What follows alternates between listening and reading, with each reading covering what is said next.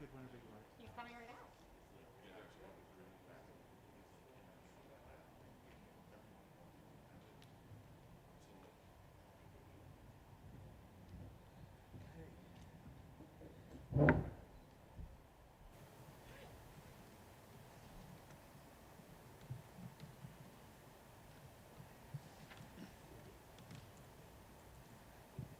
Mr. Kelleher, it's good to see you again, sir. Business is booming, of course. Talk about back in September, that amazing win you had. Quick win, bonus. I mean, how big of a win was that for you after the loss to kind of rebound?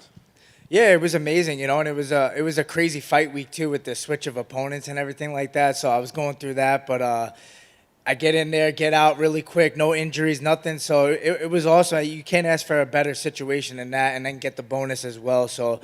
Like you said, business is booming, and we're back here to do it all over again. Between then and now, though, like you said, I mean, that was a big statement for you, and it seemed like you were ready to get that momentum going again, right? And then you've got COVID and the delays.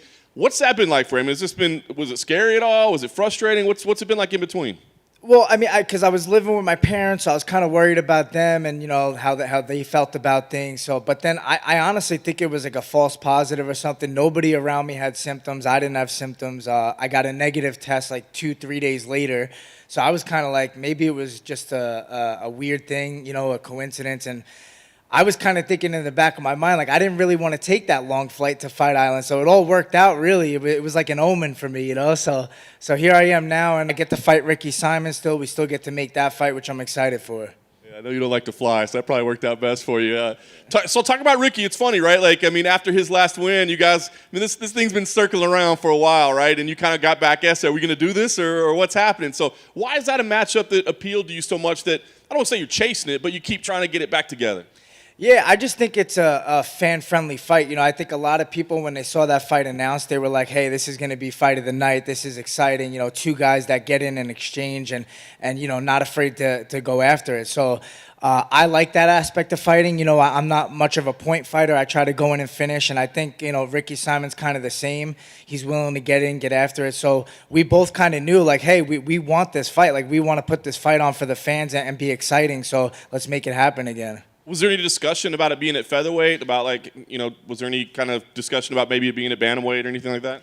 Yeah, this time around I was ready to make bantamweight, and I had plenty of time. But for him, he had just fought in Abu Dhabi, so I think his team wanted to kind of turn around and have a little bit easier of a weight cut. He just went through a big weight cut, I think. So they actually proposed the 145, and I can't say no to that. I mean, for me, I barely have to cut much weight. I feel strong. I wish we could do this all the time. I'm really not a fan of weight cutting. So as long as I can do this, I'm going to keep on doing it. I was going to ask you, I mean, is your future now at featherweight, or do you say it sounds like you still are thinking about bantamweight? Yeah, no, I think my body frame is better for bantamweight. It's just the fact that when you go in there at 145, like closer to my natural weight, I'm going in there fully healthy, and it feels different. My pop on my punches feels different. My energy feels different. And it just reminds me, like, man, weight cutting is just not – there's no room for it in the sport. I feel like it just makes it an unhealthier fight, Me and Ricky Simon get to go in there healthier and put on a better performance, which is what the fans and everyone wants to see, anyways. Man, I look at it, you did have the loss recently, but you're 3-1 in your last 4, all 3 by finish. I mean, do you feel like maybe – you're not getting the respect or the love that you deserve? And I don't know, maybe it's because of the weight class movement, I don't know. But do you feel like maybe people need to be paying a little more attention? I don't feel, disrespected in any way. I feel like, I'm yet to get that real signature win over like a bigger name. I think this is one of those opportunities where I beat Ricky Simon and, people start to talk more about me. I maybe get a top 10 guy next, something like that.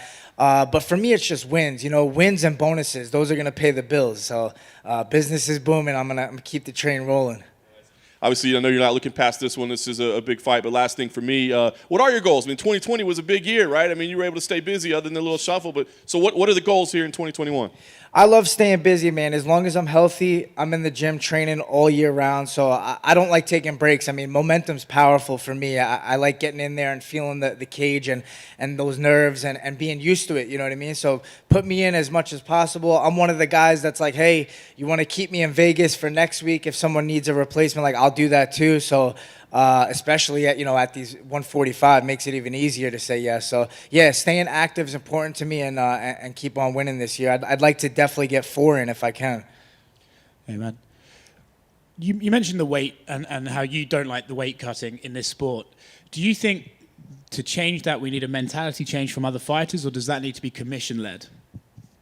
I would think as a whole, you know what I mean? I think more commission. So I think everyone's going to try to get an advantage if they can, but if there's some way to work around it, I don't know what it is. I know there's been different theories out there, but, I just know for a fact that from experience, fighting at bantamweight, which is my weight class, just because I know looking at these featherweights, I don't want to put myself in a position to be 15 pounds lighter than a guy and have to deal with that and the reach and all that and stuff. So I'm really a bantamweight, but I'm healthier at featherweight, and it's a more fair fight with other bantamweights at featherweight because we're all walking around the same weight anyways, So I think if you ask any fighter, hey, 2 weeks out from a fight, hey, do you want to stop the weight cut and just kind of meet your opponent here? Like every fighter would be like, yeah, sure, why not? And then you mentioned last time, obviously, you had the late notice opponent change. Is there, with the way the world is at the moment, is there something in your head every time you come to fight week going, well, I hope I get to fight? Is there something playing in your mind? Yeah, I mean, there's always that factor of like anything could happen. Someone could test positive, a cornerman, their cornerman. There's a lot of people involved, So I'm always kind of on my toes for fight week. But at the same time, like I try to remain calm because that's something I can't control. The only thing is like prepare, make the weight, be ready to fight mentally, physically. So that's all I really focus on. You mentioned you thought you might have had a false positive test. Did you ever get the antibody test to see if maybe you'd had it in the past and it was sort of just showing up? No, not after that. I do want to do that just to see, because to me, like, I don't understand if it's as contagious as they say, how nobody around me, my girlfriend, my mom, dad, like nobody was positive at that same time or even around there at all. So something's up with that. But yeah, I'd like to find out. I know there's the antibody. They did like a different test for people who test positive for COVID. They test like your heart, like they do a blood panel for, it's called like troponin or something, and it's to see if like your heart was stressed to make sure you could compete. So I had to take that, and I don't know if that shows like antibodies or not, but I'll find out soon. So. Cool. And then last one for me, a bit of a cliche question, but you said you're excited about this fight. You think it's a fan-friendly fight. In your mind, how does it play out? Is it a back-and-forth scrap? Is it a one-sided domination? How do you see Saturday night fighting? Simon says he wakes up, ask him what happened, business is booming.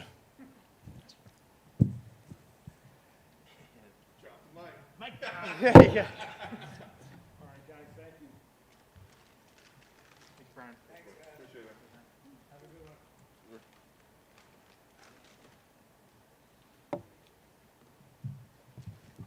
You're still sort of thinking 11:30 for the next-ish one, or? I think we don't know. How do you stop the right here? Okay. It's right behind the, on the back, there's a little thingy. Yeah, from what Locke was saying, it's basically like, we'll figure it out. Okay. Stay tuned, folks, for the next one. It'll be a little bit. At least 15 minutes or so. Go have breakfast. Talk to your family. Stretch. Being treated too. No, that's fine. I wouldn't ever make everyone else go on my clock. This been forever. What is the fee? We're here for the convo, the rest. An error? Gravy. I accept. I'll be gone anyway, so don't worry about me. See, Adam's too good. I have radio at 2, so I have to leave by 1. Well, thanks for showing up, mate. That's how I roll. I need like Sunday. I need to be done with work. Well, is Justin a villain? Oh, yeah, they destroyed us. Because, and also some interviewer is. Diane Sawyer. Yeah. Destruction of Diane So Sawyer. I saw like a lot of people tweeting about that part of it. I like forgot about that interview. It's brutal. I can't stand for any JT slander. It was just basically how he like got out ahead of the story. I was like, she's a whore and cheated on me, and I'm trying this. I think that's true. I actually saw that people were posting yesterday, like the interview that she did in Europe. So she's like, I think she's 18 or 19, but she looks like 14, and they're just like a obsessing about her, like whether she had implants or not. And she was like, no, people were posting it on Twitter yesterday. And I was like, people said, people wonder why Britney went crazy. Like, this is why. Well, I'm like, yes, probably is. She was essentially sexualized on her very first music video. Yeah. Dressing as a slightly schoolgirl when she was 16. Which at the time, right? It was amazing. But now we see what it did to her. Well, look, sometimes in war, there's casualties. The conservatorship part of it is like so interesting, like how Oh. not crazy she really was. But she was quite crazy, though. She did shave her fucking head and attacked. Oh, did y'all watch that thing? I haven't watched it I'm yet. talking about it. Brittany says, did I you watch saw it yet? I saw it the other night and it was like late. I needed to go to Yeah. bed. And like I started turning on. I was like, I can't do this. It's I can't. so good. It's good. Is it really? Oh my god. I saw it. And I was like, oh my god. Even the shaved head thing, how it like became this thing that she was so crazy. It was like for her, it was like, fuck you, I'm not gonna be like this cool pop star gorgeous girl that you've been following around forever. Like Britney's dead. Shaving my head, stay away from me. Yeah. That is not true. She went crazy. She attacked a car with an umbrella. And the videographer who did it, like he Your was wife? following her around for almost 4 hours before she did that. Well, I'm saying, yeah, she went crazy justified, but she also went crazy. Her being like, I was doing it as some like Andy fucking Kaufman thing, get you off my back, is not true. And he followed her to her gay dad's house. And he was Don't you dare attack Britney, sir. Thank you, Penny. Thank I'm not you. attacking her. Britney alone. Britney. I'm just addressing the fact she's fucking mad. I'm like, Really? you live under a rock, McKenna. Wasn't there that YouTube person that was like bawling his eyes Yeah. out like, how dare you attack me? Chris Crocker? Was that the person? How do you And remember he's the like under name? the blanket. And he's like, super close to his face.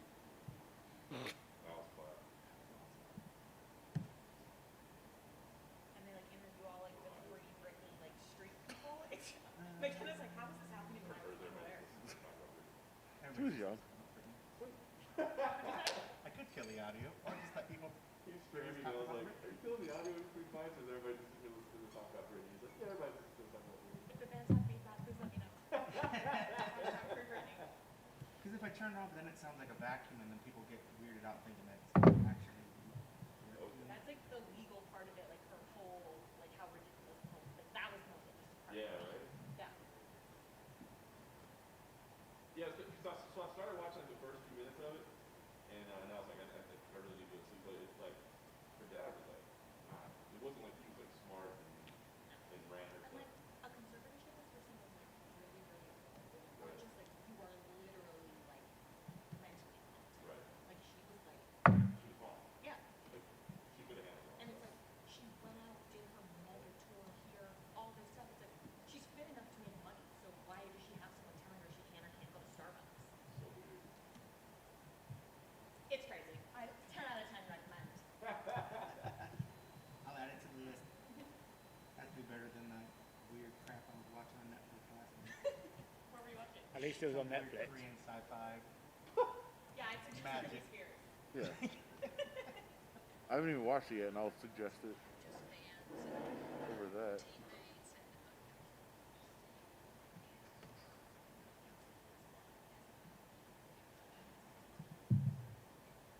Was there ever a time that we needed Cat Lawyer more than right now? That was hilarious. Greatest video ever. You don't know about this? You ever seen it? No. Oh, it's funny. Where have you been? You're talking about your It was sister. like, it was like yesterday. Apparently just at home watching the Britney There's Spears a documentary. there's like a court Zoom. Are you talking about the lawyer cat one? Yeah, there's like a court, and it's two lawyers and the judge, and they're doing like what you would appreciate as a lawyer. Love a Zoom trial. And the guy, somebody was messing. Like I think the guy's daughter was like on Zoom earlier and had like a cat filter. So this lawyer is trying to pitch something to the judge, and like he's a cat. And he's like, Judge, I Chelsea, can assure obviously you. you don't follow me on Twitter. I posted it yesterday. I feel like I do. He's like, I assure you, I'm a human, not a cat. He said, I'm here live. I'm not a cat. It was so funny, like the cat with his like little eyes. With Yeah. the Oh, they kept zooming back and forth. Oh my God, I don't follow you. What have I been doing with my whole life? Oh my God. It's not a very active account. You're not missing much.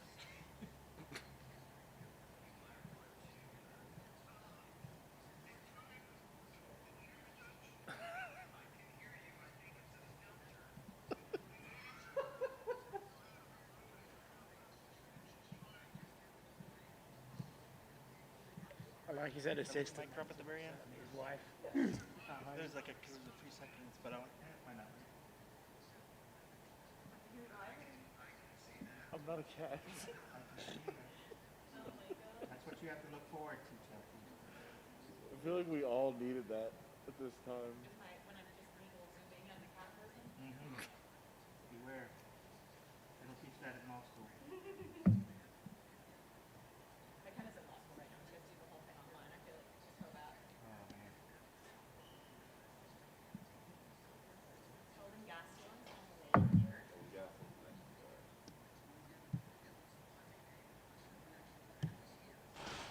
You away from the hotel or in the building? In the building.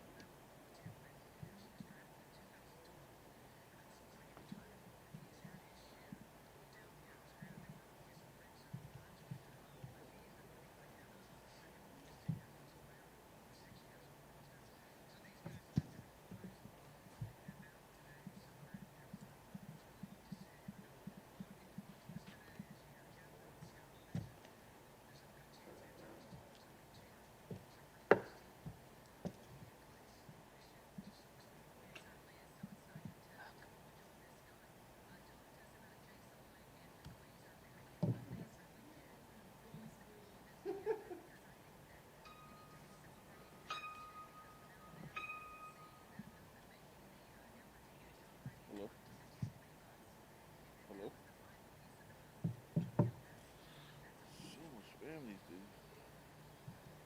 I wanted to let that play out because I was.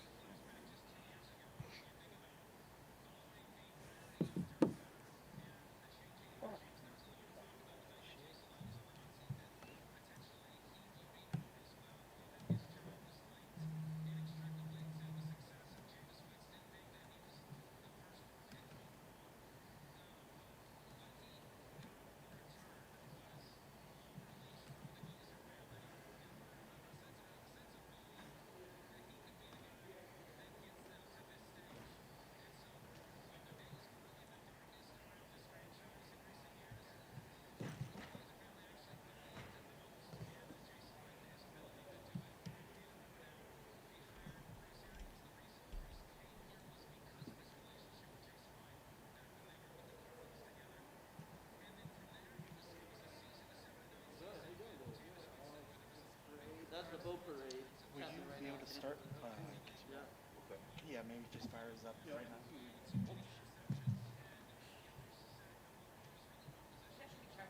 Yeah. Nah, it was awesome. Great.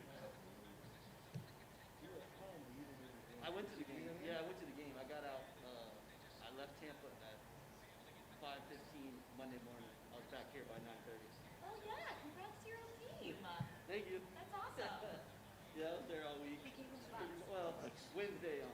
Nice. It was a different season than week. For sure. I don't really care. I mean, I don't like Brady. Yeah, yeah. I just love it. Exactly. Felt bad for him this week. It's just like he's the old guy. Like I want to see Yeah, the yeah. old guy keep kicking ass because Yeah. I'm old. You know what I mean? So like, Yeah. I would cheer for him, and I was like, man, watching that game, I was like, yeah, I imagine watching this dude for 20 years has been pretty fun if you're a Patriots Yeah, I fan. mean, yeah. You gotta respect him. I mean, the guy's just Yeah. solid. After Mahomes, it was clear he wasn't 100%, but like Yeah. he made some plays. Right. If they caught the ball, Yeah, yeah. it might have been a different game. Yeah. Mahomes played better than Brady did. 6 when Brady was in his first Crazy part. The support. Isn't that fucking insane? This is crazy. Yeah. Very true. Without those two guys. This is the Zoom Super Bowl. Without those Somebody two could have been a cat. As a cat.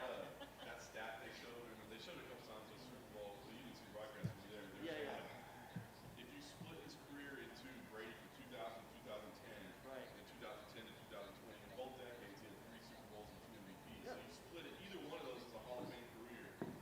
He has all of them. And it's crazy if you think about it. I think he played 20 or 21 years. He's been to 10 Super Bowls. Every other year he goes. Half the time he's been in the league, he's been to a Super Bowl. Whether you win it or not. Yeah, Half the time. That's my point. It's crazy. Half the time. You know how hard it is, Dave. It's hard as shit to get there. Oh, God. You have to. I was like, dude, that's No, they didn't. Or she didn't post that. Yeah. Every year. You know how it changes. Yeah. Yep. Yeah.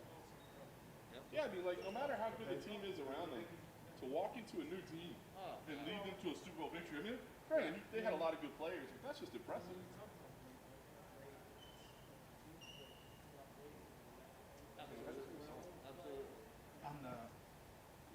Get it?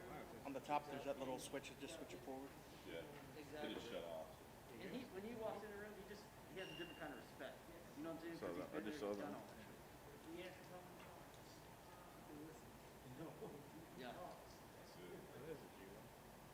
Oh yeah. He's actually a really nice guy. Yeah. No, I think. Blows my mind about Gina. Used to do production for an event in Landsport, Mass. Called Best Buddies. And he was the celebrity host for a few years. The problem is, like most Trumpers, she believes. I'm still really close to the people that work. She believes she's. I spent 18 seasons there. And that everybody else is dumb, and that she's. The trainer and I are still close. Director of player personnel still good. I'm hugging everybody.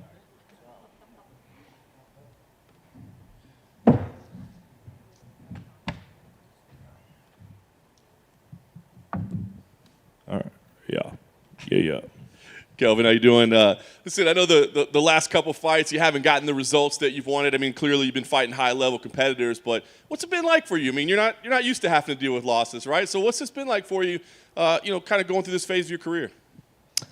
You know what, to be honest, I haven't really thought about it much. I've just been concentrated on this fight and concentrated on Ian Heinisch and just being more present, just being more aware, more present into who Ian Heinisch is, and that's who I'm focused on. Yeah. I think about you from the very beginning, always having like this real strong self-belief in yourself and really having that confidence.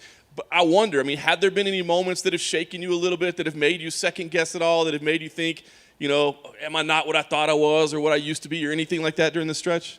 Not for a second. I know who I am, and I know how good I can be, and I'm excited to show that on Saturday. Yeah. Despite the setbacks, here you are, pay-per-view, main card, a big fight. Does that show a lot? Do you feel like the organization still has that belief in you, that they're putting you in a big spot like this? Yeah, absolutely. I feel like they know just as much as I know what I bring to the table, and yeah. You talk about Ian Heinisch. You look at who you fought in your career. I mean, it was killers from the very beginning, right? Ian might be a killer as well, but he's not there yet, right? He doesn't have the experience yet. Was it difficult at all for you to start preparing for a guy that maybe you haven't been watching all of his fights along the way? It's a little different because most of the guys that I've fought, I've studied for years, but yeah, to be honest, I was fine with it. It was good to go back and do some homework on them and do homework on myself and just get to work. Yeah. How did you study? I'm curious because, like you said, the other guys you fought, man, they're in main events. Everybody's watching them. You don't probably have to watch the tape, But here, I imagine you probably didn't know a whole lot about his game. So did you go back and watch all of his fights? I didn't watch a lot of his fights. I watched maybe a couple clips of him, see what he does best, and we went off of that, build some strategies around that, and I'm more than well prepared for this fight. I feel like for this fight, I'm more mentally focused on him rather than focused on a lot of other variables that are important.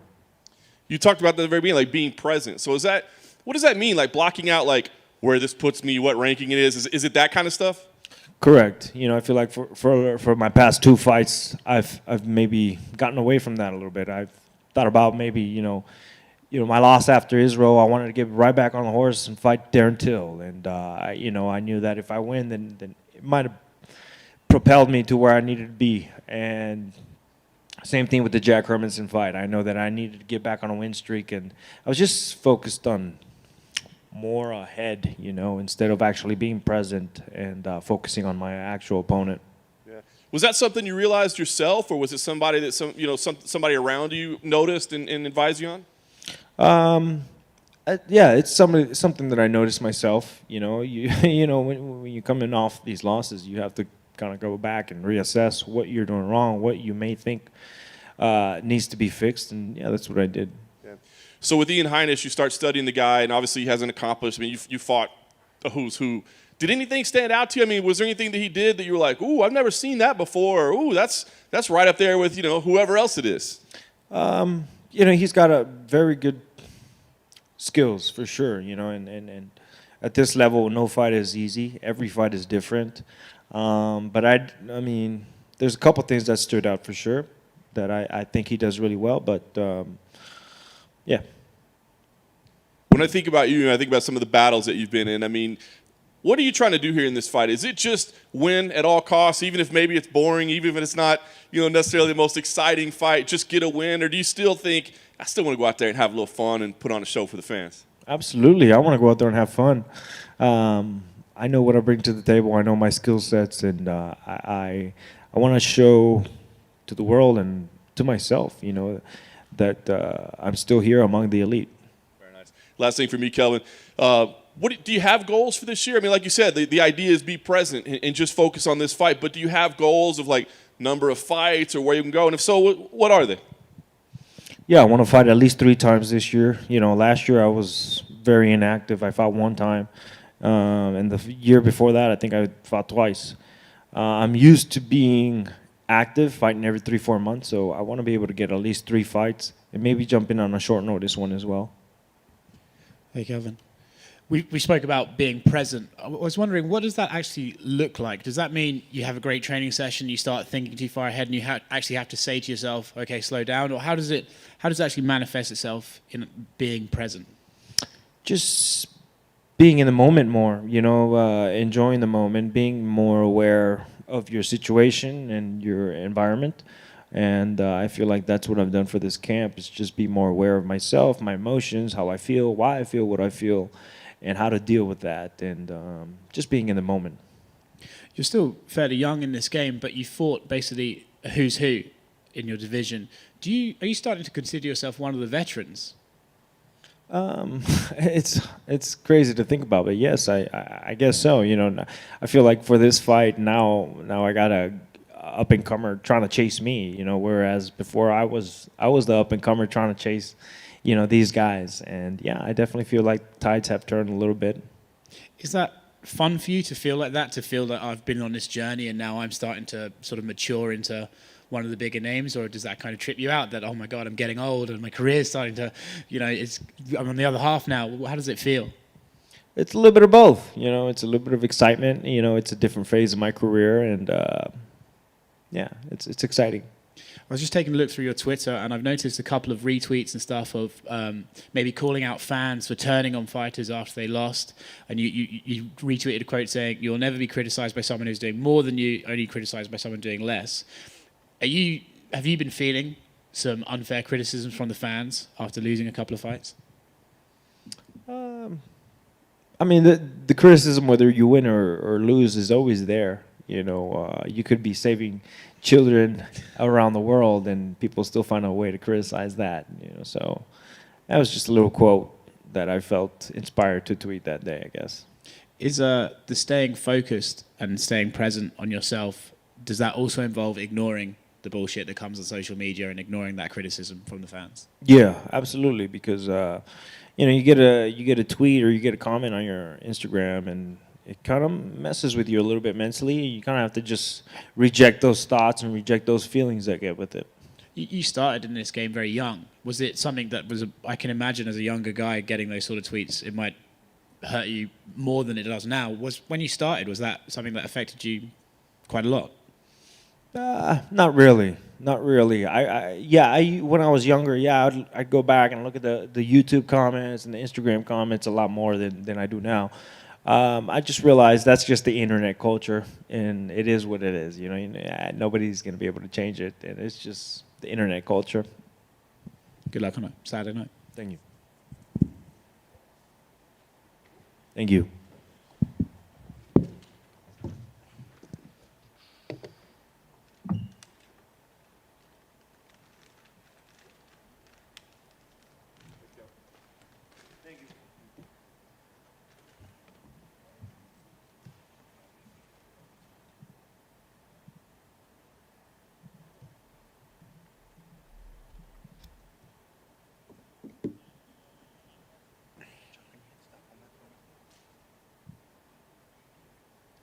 sure he buys you lunch or something.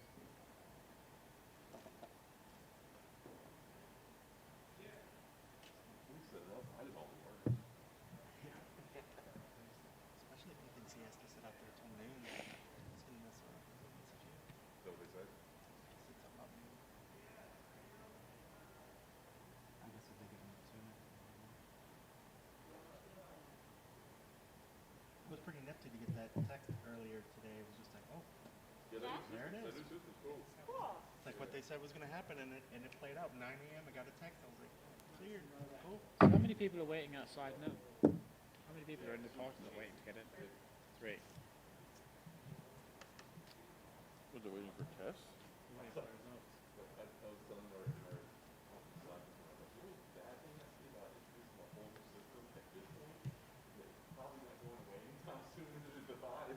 That's what I was saying. Evolving and doing new stuff at this point. Probably not going anywhere anytime soon.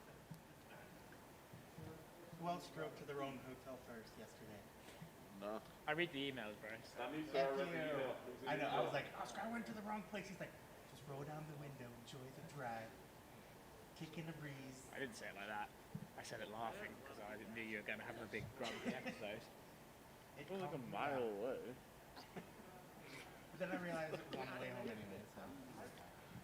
I like driving around Vegas. Reminds me how fucking sick my life is.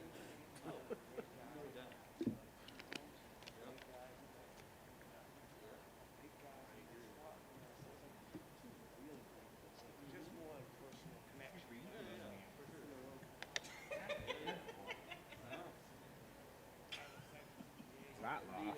Jesus.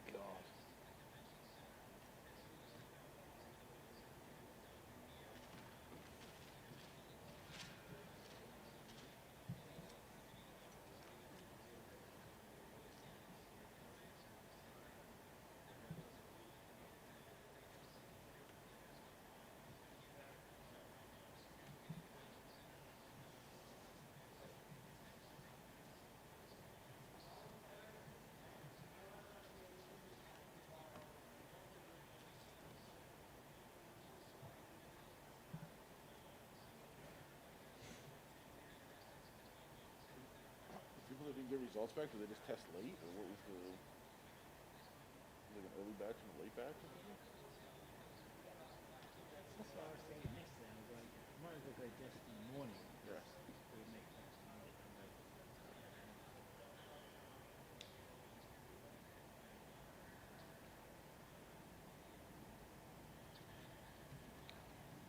At those tests I do kind of feel bad about because people can't get. Tracy, are you back there?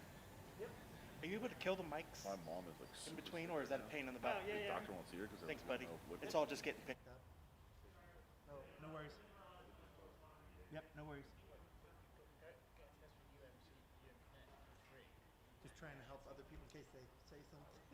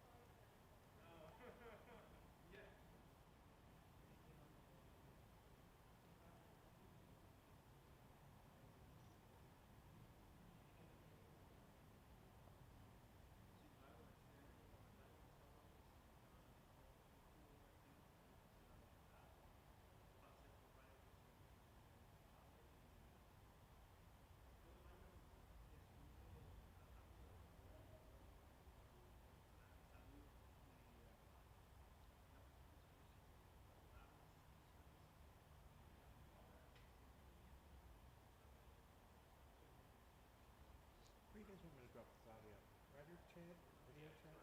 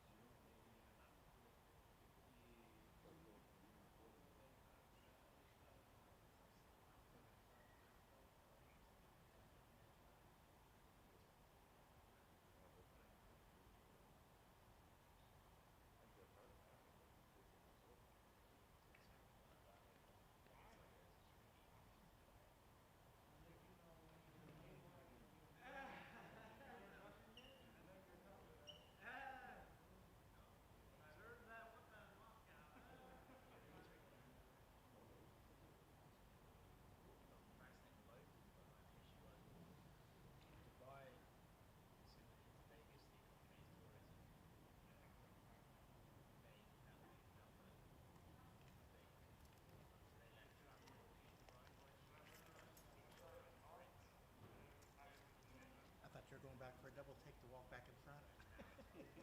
I was like, do it.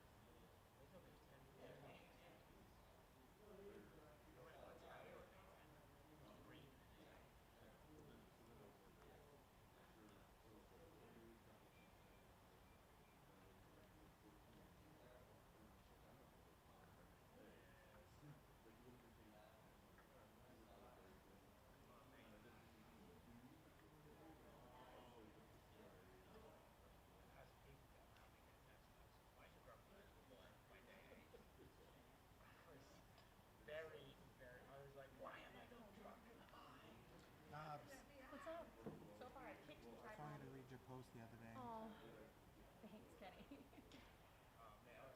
I appreciate you. Some non-COVID hug. Non-COVID hug. If it's too late, no stress. No, she actually made the time a little early to pick up, so I'll just go get it now. See if it's 12:15. You love that. So, all right, then I'm gonna go grab it right now. Thank you.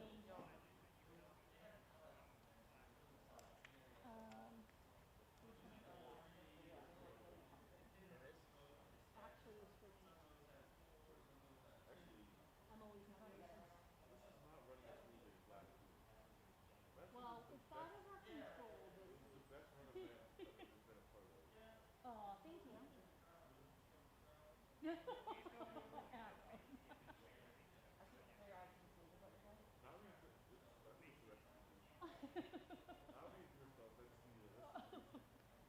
right. When he goes, what?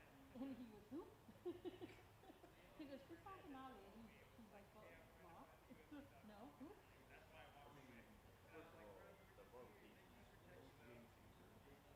Yeah. Oh, yeah. Oh, for fight match. Some jerk wanted to stay in their room and didn't even come out and made workers stay. That was Remember, no matter what we think we know about a person's life, it's nothing compared to the actual person living behind you. Just telling you all mind your fucking business. Oh, I don't know, but Chelsea was telling me she watched the documentary. Oh, we were all talking about it. Yeah. I was like, wait. I understand that there's a lot going on, but like her Instagram posts always make me think that she is. There's a podcast completely dedicated to decoding Britney Spears. People need to fucking lives. Huh? People need lives. They're in the documentary, these two women, about how they decoded. Like one time she posted with like her emoticon, but not emojis, but always used emojis. Then there was this whole investigation. It's pretty crazy, guys.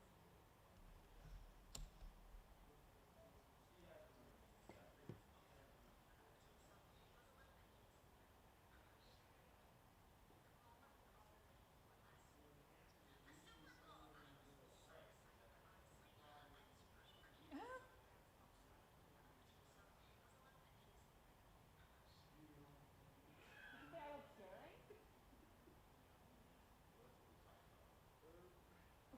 That's pretty cool.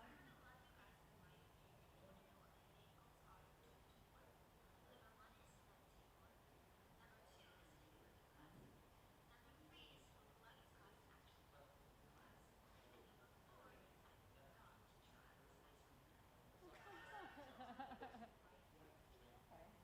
Cool, be here. That's just like every day on her. Like I can't stop watching.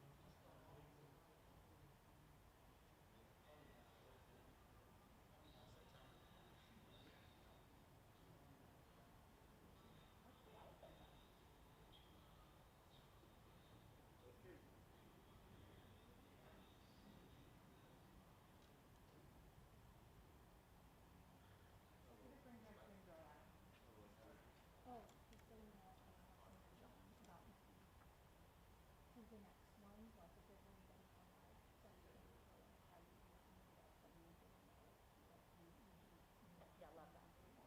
so then you have to just find them.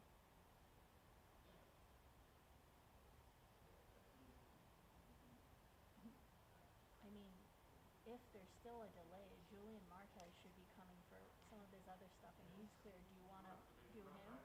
Okay. She's scheduled for You're tomorrow, gonna right? need it, and you're gonna need it. Be like, surprise!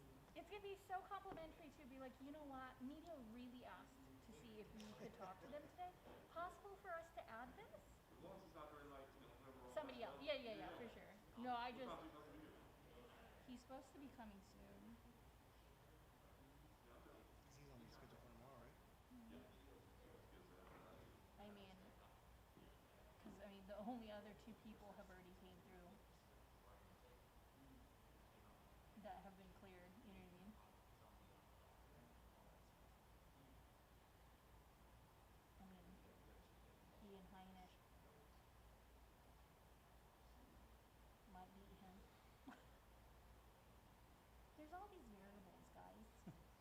don't see him saying no. He's always a very Oh, pleasant, 100%. very pleasant dude.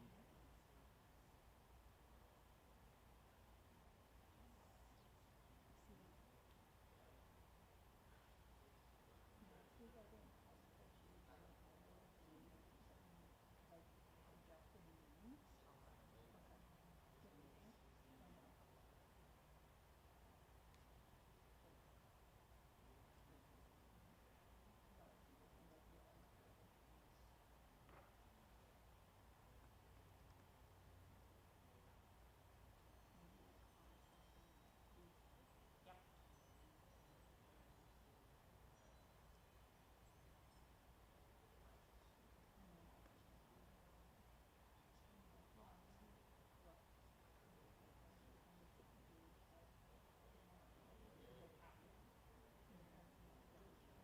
Usually straight away.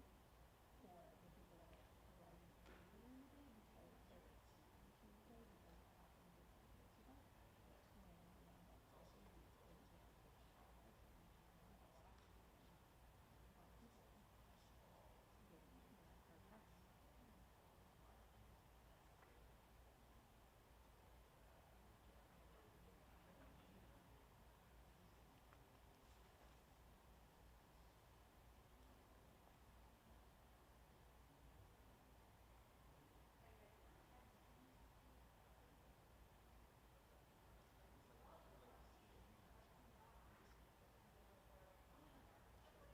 When Maddie said he is opening the UFC.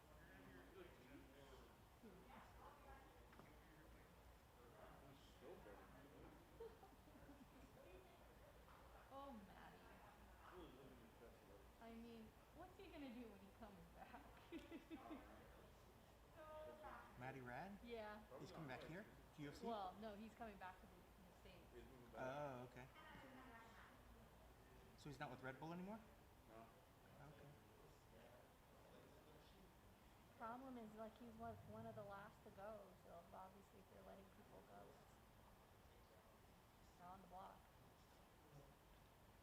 I was telling him he should fight for UFC. I mean, I would love for him to come back. Who? Maddie. I think he should be a fighter. But as a fighter. Isn't he gonna be 40 this year? Oh, is he? Yeah. 40? He's probably 3 years younger than me, or no? We were just planning his 40th birthday. So, Oh, shit. I heard 30th, so good luck. we're just going to Cabo. Of course you are. I mean, the debauchery. Oh, places are open again by then? Look out. Wait, when's his birthday? I forget. But September 2nd. Oh, easily. I was trying to get him to do it early because it starts football season and doesn't work. Could you celebrate your 40th earlier? Yeah, you'll want to do it while you're not 40 yet. So young yet. Alright, we still got nobody in the building.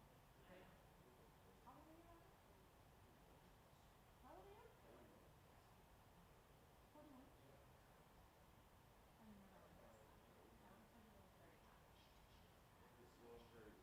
The maturity of a 5-year-old. So. I get that a lot too.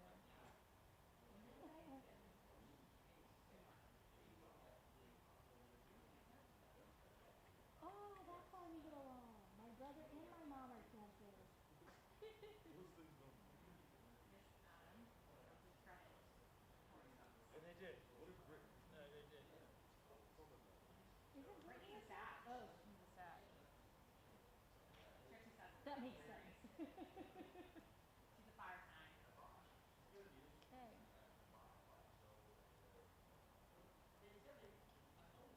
I think we were talking about earlier, and I wouldn't show you that TikTok comment.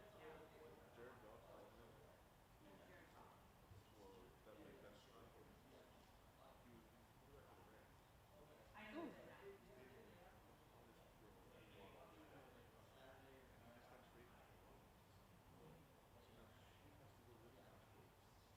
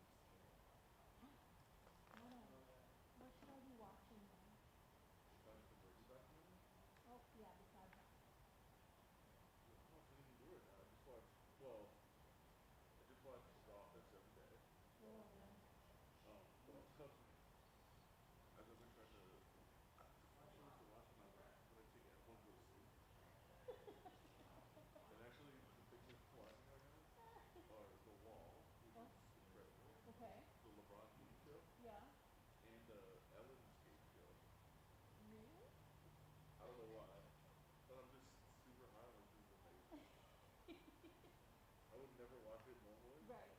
but it's on Peacock. Oh my god, so Whoa. good. What else is on? The Office. Wait, is Peacock free? There is a free version, Oh. but I knew I wanted. Like I was obsessed with it before it ever came out, Yeah.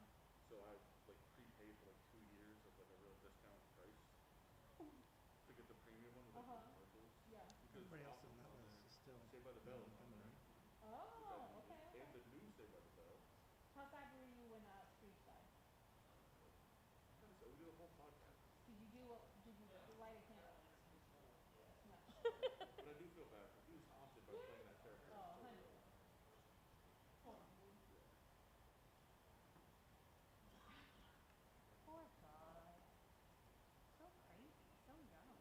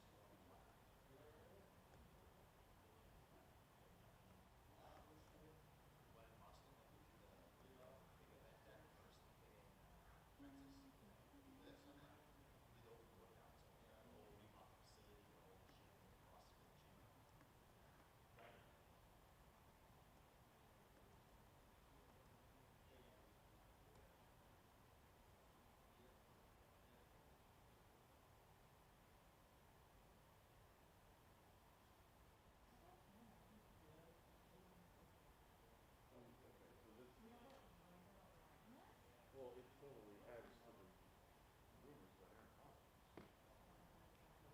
Dude, yeah. He's always been gay. But why does she want to bring it out? Look at her background. She's extremely sexual. Oh yeah. Because when he announced he was gay, I was like, okay, now he's pretending to have another girlfriend. Like, what are you doing? And so then I started looking at her background. I was like, oh, this makes a lot of sense. She was dating Ellen Page for a long time. Elliot Page. Oh, really? Oh. I didn't know that. Wait, stop. You did it? I didn't know that. What? I was not misappropriating the gender. Oh. Yeah, we all corrected you. It's okay. So that's even, that's even more like it's a very weird situation. Like you, I was, she was like weird also. It's like, what do you mean?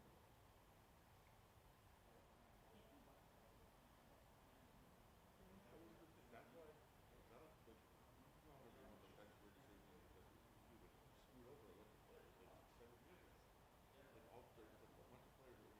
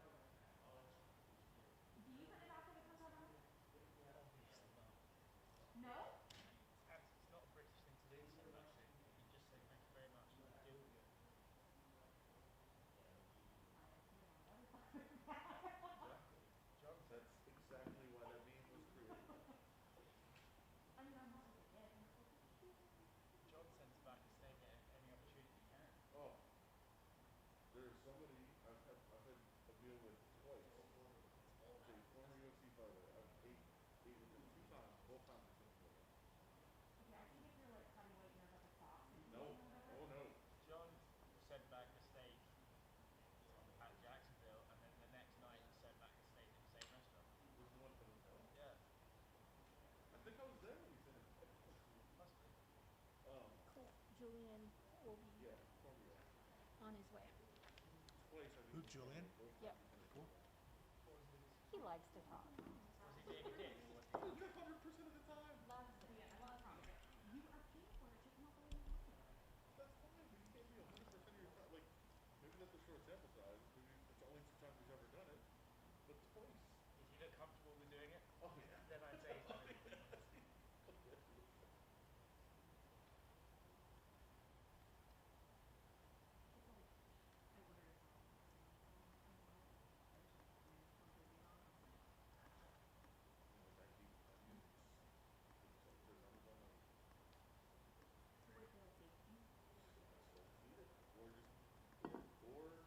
Don't eat and go somewhere else and just say nothing. Yeah, but you don't want to put them out. If you guys have any questions, I'll give you a few minutes to gather your thoughts. And guess what? This was lovely. Kenny Gabriel's going to do media. So I'll give you a few minutes to gather your thoughts and questions. Oh my God. But he's ready. But he is ready.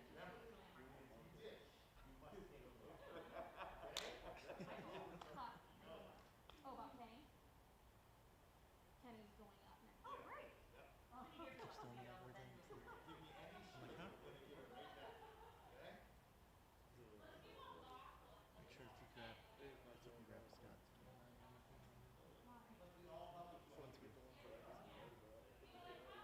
It's fun, man.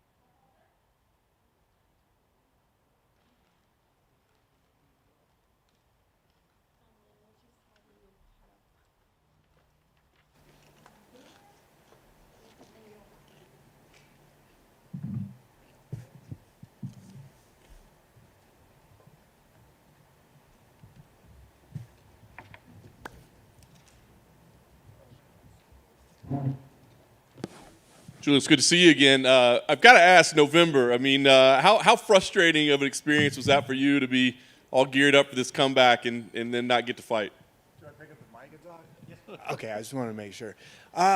Honestly, it wasn't frustrating. As crazy as it would sound, going over to Glory MMA and Fitness, being under James Krause, Grant Dawson, Austin Ford, and Jason High, James does a really good job, an amazing job for you to fall in love with the process.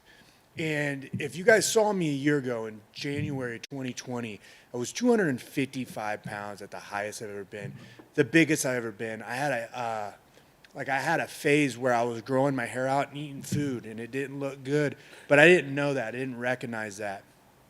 And then during the time, I met up with James, and we started working. He was real strict with me, and he taught me to not look at the result, look at the process of every day, the grind, the blue-collar work environment. And when I got to that fight and they canceled it for the second time, I stepped on that scale. I was 186. I looked at my body. I looked like a Greek god. I looked super sexy. You could put me on any type of website and everybody would click to buy. I'd be an OnlyFans representative. Let's go. And the thing is that I love that. So, even though it didn't happen, the process was there, and I knew I was going to get another fight. A new time was going to happen. It's not the end. I've been to the point where they almost told me it was the end of my career. So that was nothing but just a bump in the road. That's incredible. So I was curious because I thought maybe, they would try to book you again quickly, or you would push to hey, give me something next week or whatever. So was that part of it, that you were okay to step back and kind of go through a whole training camp again and go through that process again? Was that okay with you to do all this again? Look, 31 months. My fight will be 31 months since my injury, 31 months since I'm able to train. So I was totally fine with the fact that I had to go back to the drawing boards and re-evaluate everything, re-sculpt my body, re-get my technique better, just become an all-around athlete and understand, who I am and my own technique.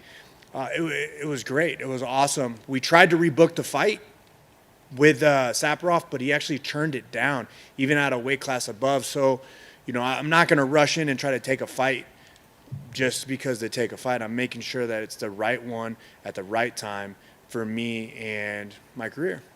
You mentioned, how long it's been, of course, new training camp and all that. So what are we to expect out of you on Saturday? Is this are you a different fighter? Have you reinvented yourself as a fighter, or is it just honing the techniques and the skills and the approach you already had? What should we expect to see out of you? You're going to see a mixed martial artist. As you saw from my first fight in the UFC, it was a wild one. If you got there, it was probably the best fight in 2017. They said the best first round. But that type of fight, you definitely, only have a few. And then the next one, I even improved. And this one, you're just going to see an evolution and someone that understands what he's doing in there and someone that's not just winging it. Does it feel like you're kind of starting over? Like you said, I think you had a little buzz behind you, a little momentum going, but it's been a while. Do you feel like you're starting over, or can you kind of pick up where you left off? Man, this is the thing. You guys may have forgotten about me, but when I step in that octagon, you all will remember. What do you think about the matchup itself? Was it a name that you liked or that you had been paying attention to? He's kind of newer to the UFC. Look, this is contenders versus contenders. This is season 1 versus season 3, or season 2. I don't really recall. But season 1 is the best contender series there is. Anybody want to argue that? Just look at the people that came out of it. I'm telling you this right now. This right here is for all my season 1 vets. I'm representing them, and I'm going to let them know that we are the best contender series, number 1. What's most important for you in this fight, Julian? Is it just about getting in there again and getting comfortable in the octagon? Is it about getting a win and getting that? Is it about a highlight reel, like going in and doing something that just gets that buzz around you again? What's the most important thing here? Have fun. That's it. I don't need to worry about a knockout. I don't need to worry about the highlight reel. I don't need to worry about the fans and what they're going to say and all this stuff. I'm worried about having fun, going out there and doing what I love. 31 months, my friend. We sat there and looked on the sidelines while everyone sat there and got their hand raised, while everyone sat there and got paid, while everyone sat there and got, recognition, while I sat there and drifted in the wind where no one remembered. And it's like, I wanted that. And now that I'm here, it's like all that time that I was sad, all that time that just put a frown on my face, finally back. This is who I am. This is where I want to be. And I'm going to go out there and have as much fun as possible. And yes, getting punched in the face is so fun. Last thing for me, is there a lesson that you take out of everything that you've been through? I mean, like you said, it's been a heck of a journey in this, past almost 3 years. Is there one particular lesson that you've taken out of it, whether it be for your professional career or for your life in general? Man, there's many lessons that came out of this injury. But one thing is that I learned, enjoy the process, man. Everything unravels, everything unfolds, everything happens the way it happens because it's how it should be. And that's one thing I really understand in this sport is that just let it go, let it flow, and everything will work out. Hey, man. You talk about letting it go and letting it flow and letting it all work out. Does that, do you think, give you a level of confidence inside you that puts you ahead of other people who almost want to rush everything and I have to get into from one camp to another and I have to get through this as quickly as possible? Do you think you have a level of confidence inside you that other people perhaps don't have because you're comfortable in just letting it go? Yeah, see, I believe in myself. I believe in my team. I believe in my coaches. And they are there with me the whole step of the way. We're flowing, we're going, and we're getting results. So if I'm ahead of somebody, then so be it. But I'm not worried about them. And if I am ahead of them, that's trying to rush the game. Just enjoy the process, my friend. Is there a silver lining in training without being able to fight that you can improve on your skills without having to take time off from being banged up in a fight and stuff like that? Is there a silver lining in that you can just be working on yourself without having to focus on opponents? Yeah, absolutely. Like I said, when you went to camp with James Krause, he sets a schedule. He sets times and books for you to read, and he pretty much develops you as an athlete, as a professional, and he makes sure that during this time that you're training for a fight or without a fight, you're improving inside and outside the octagon, whether it be financial advice, whether it be educational advice. So the thing is, if you only look at it like fighting, like what we all do, right? We're just like, oh, fight, fight, fight. There's always end goals, and that's what he tries to get you to focus on the most. Is that a structure that you think works for everybody and people should try and experience, or do you think it's a certain sort of fighter who perhaps can be blowing in the wind needs that sort of structure? I think it's if you want it. If that's the type of the mentality that you want, if that's the type of lifestyle that you want, then yeah, like if you want to go out there and chase money and gamble and put all your cards on black, go for it. But if you want to do it smart and intelligent, then that'd probably be the best way to go through. Congratulations on looking sexy again. Thank you very much. Ooh, right here, beard is back. Best beard in the game. Julian, how difficult, looking back, was the actual process of getting injured and going through the surgeries and everything you had to go through? And it's kind of a rare injury for a fighter, right, that you went through. So how difficult was that whole process for you? I'm the one of one in the UFC to ever have the type of injury that I have sustained in July 6, 2018. Look, I missed weight. I lost a decision that I felt like I won. I lost money, and then I tore my arm out. That took me out for, as we're saying, 31 months. It was the toughest road that you could possibly be on, but I believed in myself. I went through everything and did everything that I could on the off camp to make sure I can come back as fast as possible, but it made me a better person. It made me who I am at this moment, talking to you guys on this stage.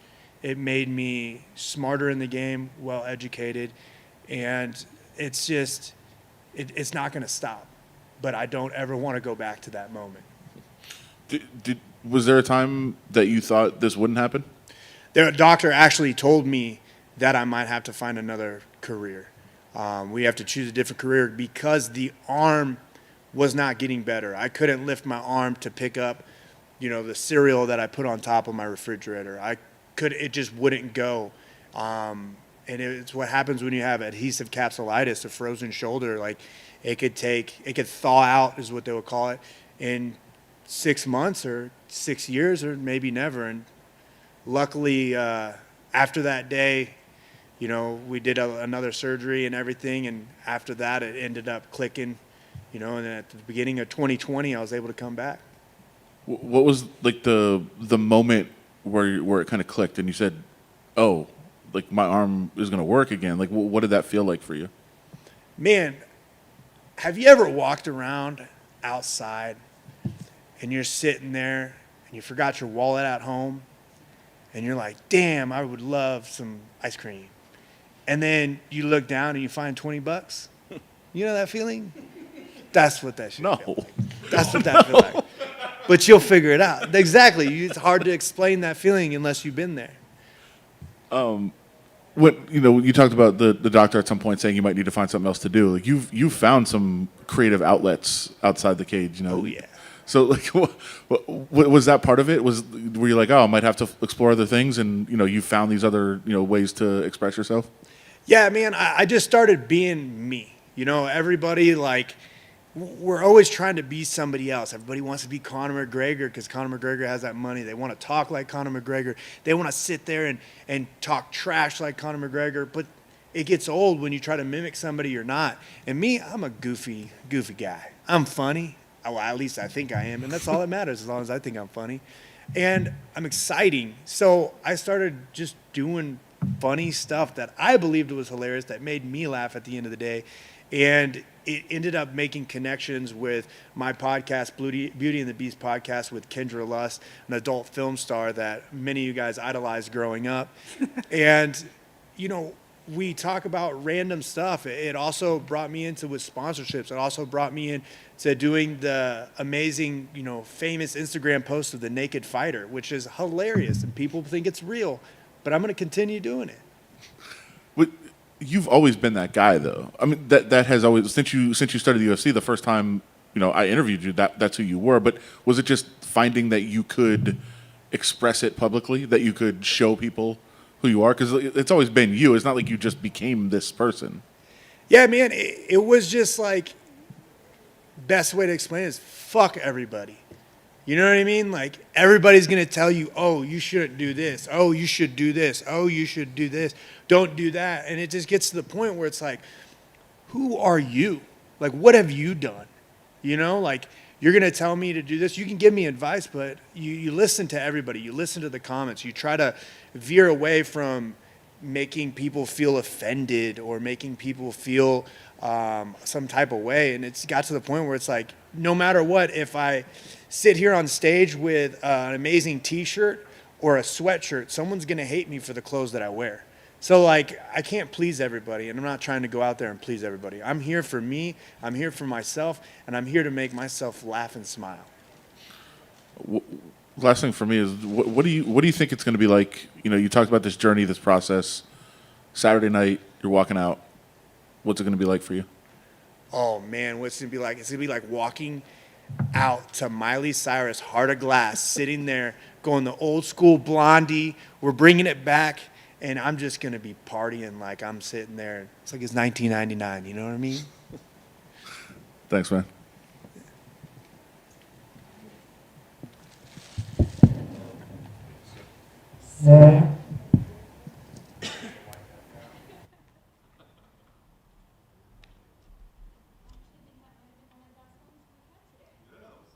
Thank you, guys. Glad to be your first.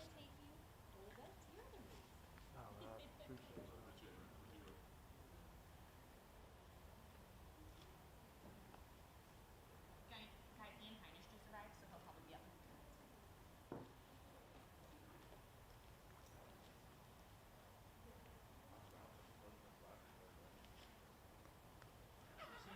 You see that Paige Van Zandt started doing her own news photos? Yeah, but she didn't call it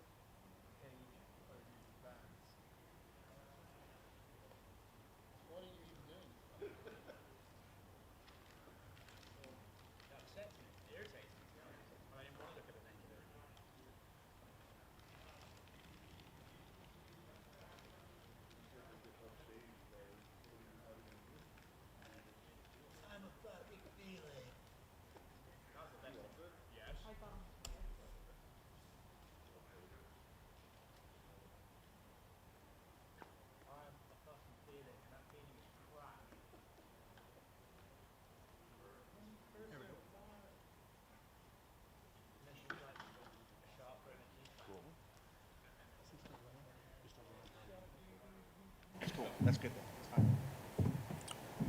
He can't complain. Yeah.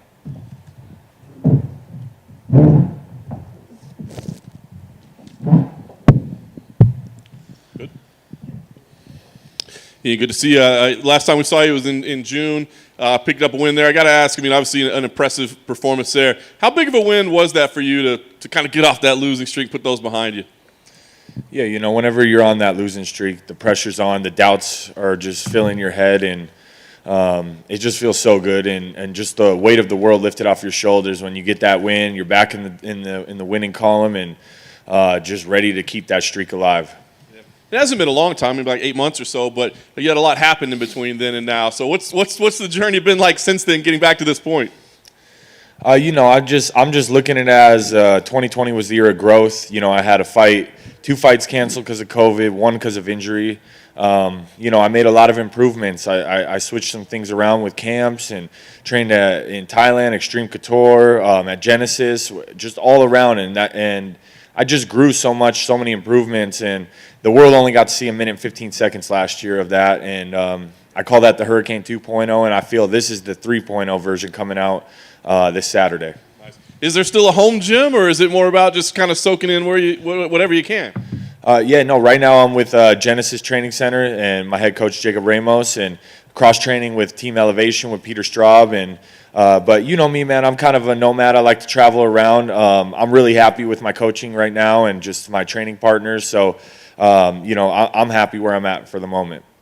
It's like you said, you had some fights fall through, but then you get this matchup. What I got to think is kind of appealing, right? I mean, we're talking about a big name in the sport. Was this exciting to get Kelvin Gastelum?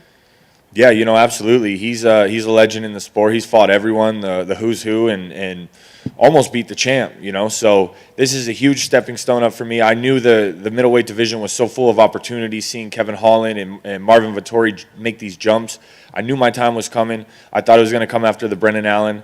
But, you know, that fight didn't work out. But when one door closes, another opens, and it was a big opportunity, and I jumped on it. Keller's had some setbacks as of late, but I mean, it's against, you know, elite level competition. As you said, almost beat the champ. So how do you evaluate him? I mean, are you seeing a guy that maybe in decline a little bit, or do you still feel like he's in top form?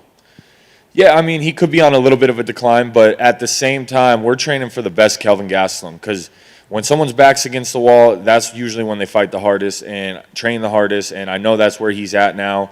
And so, I mean, I'm training for the best Kelvin Gastelum ever, but I mean, it is hard. You have those doubts and those fears, you know, constantly in your head because you just keep losing. So you almost expect to lose. That's what we were talking about with my coach today.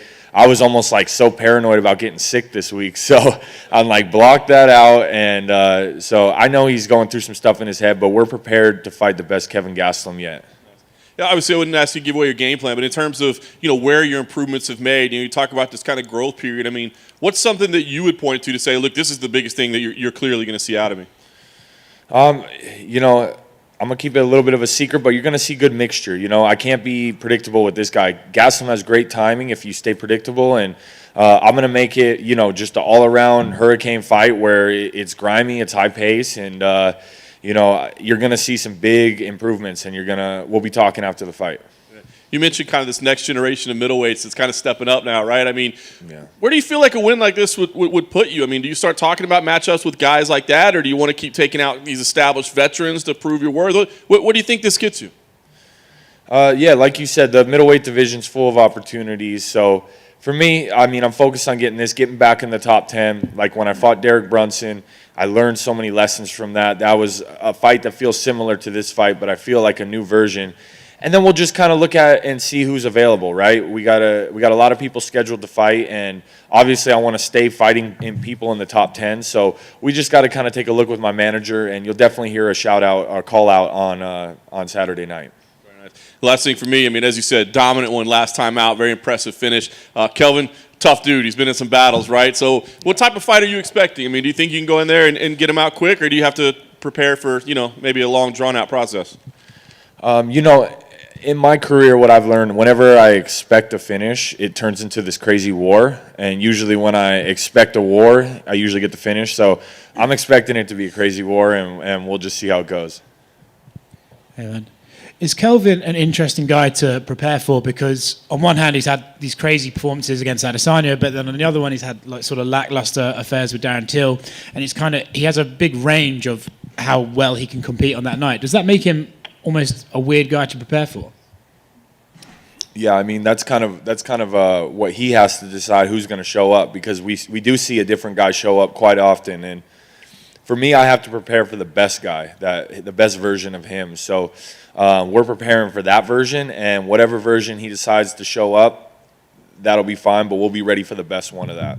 You mentioned he's on obviously this 3-fight skid. Yeah. Is there a chance he might try and fight really conservatively just to get that win? So you might have less openings to work with. There is a chance, but my guess is probably not. He's probably going to come out swinging for the fences, and it's going to be a wild fight. So I really recommend fans to tune in Saturday. You mentioned you learned a lot of lessons from fighting Derek Brunson. I was curious, exactly what lessons did you learn? Well, I mean, that was my first big pay-per-view, right? I was on the card with Nate Diaz, and Cormier was on that card. I mean, big names, and just the pressure, the hype, and just kind of getting myself more worked up than it needed to be. And also just, some tricks in the cage, too, of just controlling your emotions. When I dropped him right away, I felt like I had a big adrenaline dump because I just, held my breath, and I was like, this is it. And just managing energy and really just some technical stuff inside there as well. Do you take that stuff from the cage and then go and work on that in the gym? Do you sort of run scenarios where you refrain from following up on an injured guy or something like that? Do you work in the gym, or do you just have it as a mental preparation going into your next fight? A little bit of both. If I see some stuff that he did good, we're going to work on that. But also just mentally, a lot of it was mental. We were in California in Anaheim, and every time you walk downstairs, you had so many fans and just people crowding you, and it's kind of an energy drain everywhere. I was leaking energy throughout the week. So when I got to the fight, I've never been that tired in the third round, and so I found some ways that I can really control that energy, hold it in, and be able to release it and fight the pace that I usually do. In a weird way, then, does that make it better that there are no fans to bother you? Do these fight weeks help you conserve that energy going into fight night?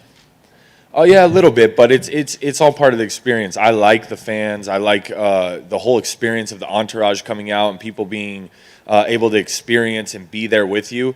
But I did learn a lot my last fight, right? I dropped Mearshart. I know he's a dangerous guy when he gets hurt. A lot of guys drop him and going for the kill and get subbed. So I was more patient, and without the fans, it was more calming. And I kind of took a lot out of that when there are fans, to be more patient and don't get that celebration until obviously the ref pulls you off. Good luck this weekend. Thank you. All right. Thank you.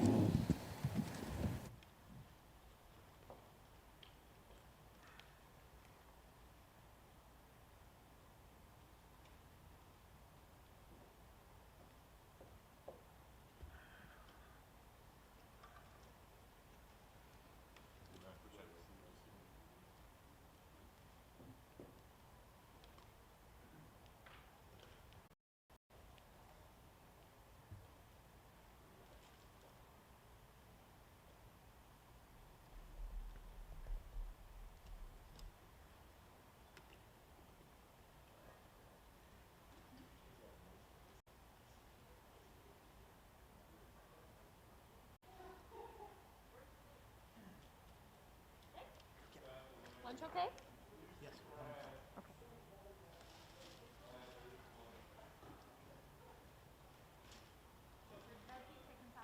Hey Ken. What's up, buddy, man? How you doing? Been good. Yeah? It's been a while.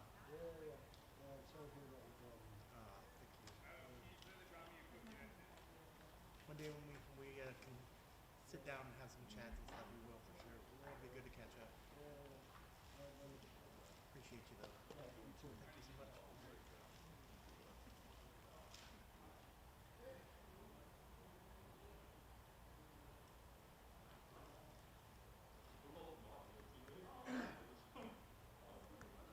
Morgan, can you kill that? Yeah. All right. I like him even more.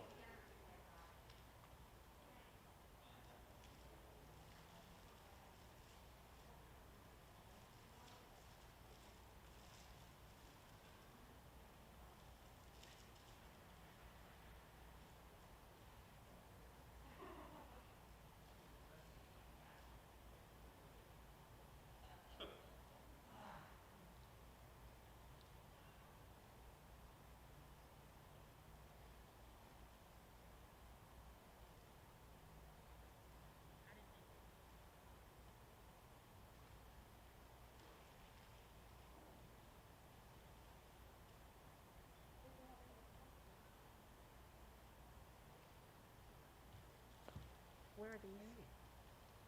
Oh, oh, here. I'm like in the back looking.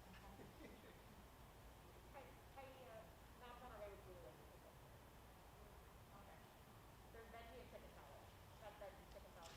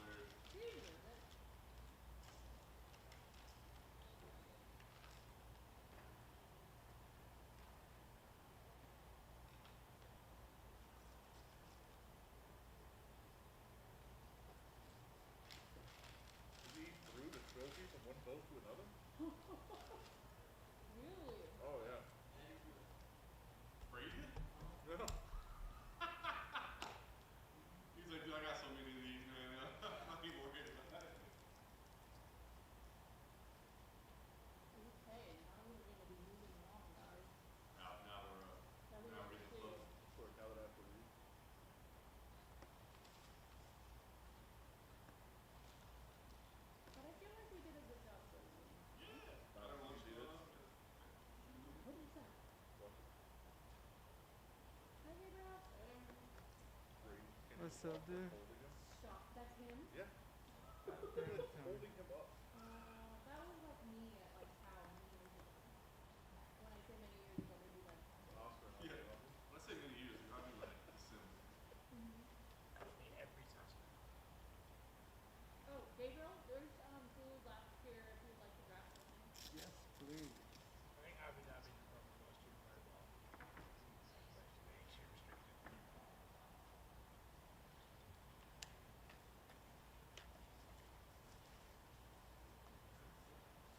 If you're like in a situation like that,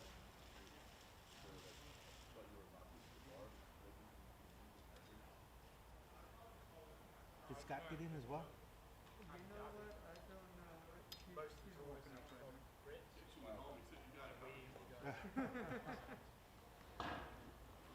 He owes you a square. I'd have that hand up for some money.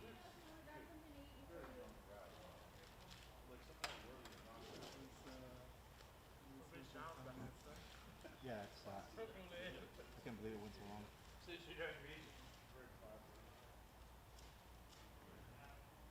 Dressed up and make it like a Staples Center or something. Just put like a giant bead on the window outside.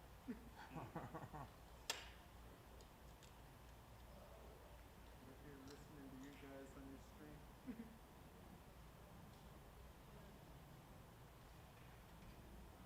So I took like a medium sort of. It's not pushing, but pushing some knowledge, but I didn't know how wide or how close to my own with it. So I just realized counting like how again it's just room out of it. Yeah. Oh, yeah. No, I just said. There's only 67. Just as long as you work hard and you're done with us. What's my calorie count?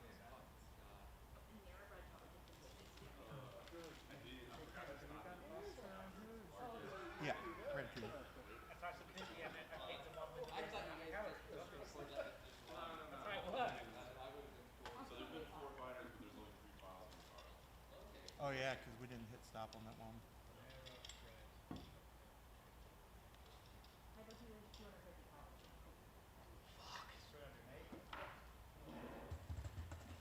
Jesus. Like 67, but not.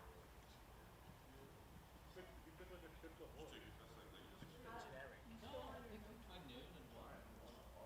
They told me it was all the ones after 2, so it's like. Is that what they said, right? I guess. That's what they told me when I walked up. The poker tables, but Because I know I was more toward, late afternoon.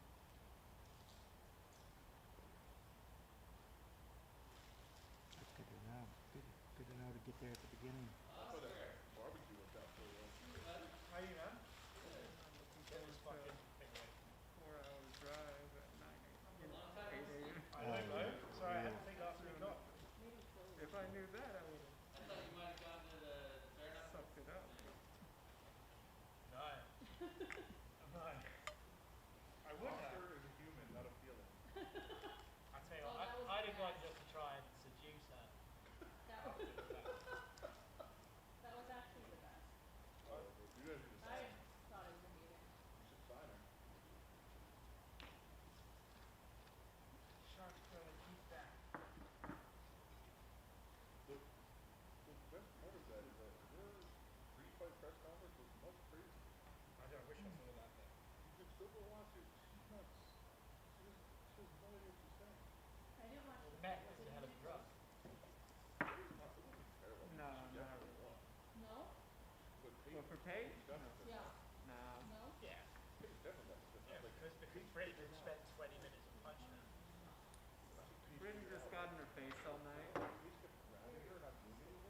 She actually nearly threw a knee. Yeah.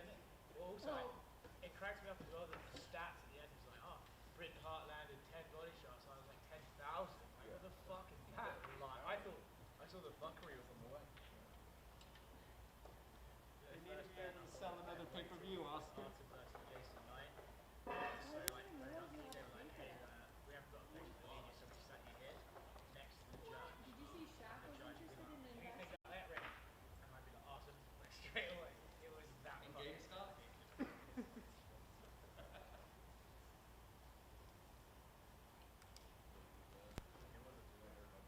I tell you what, all the memes for the weekend still have me cracking up. Better off left seeing that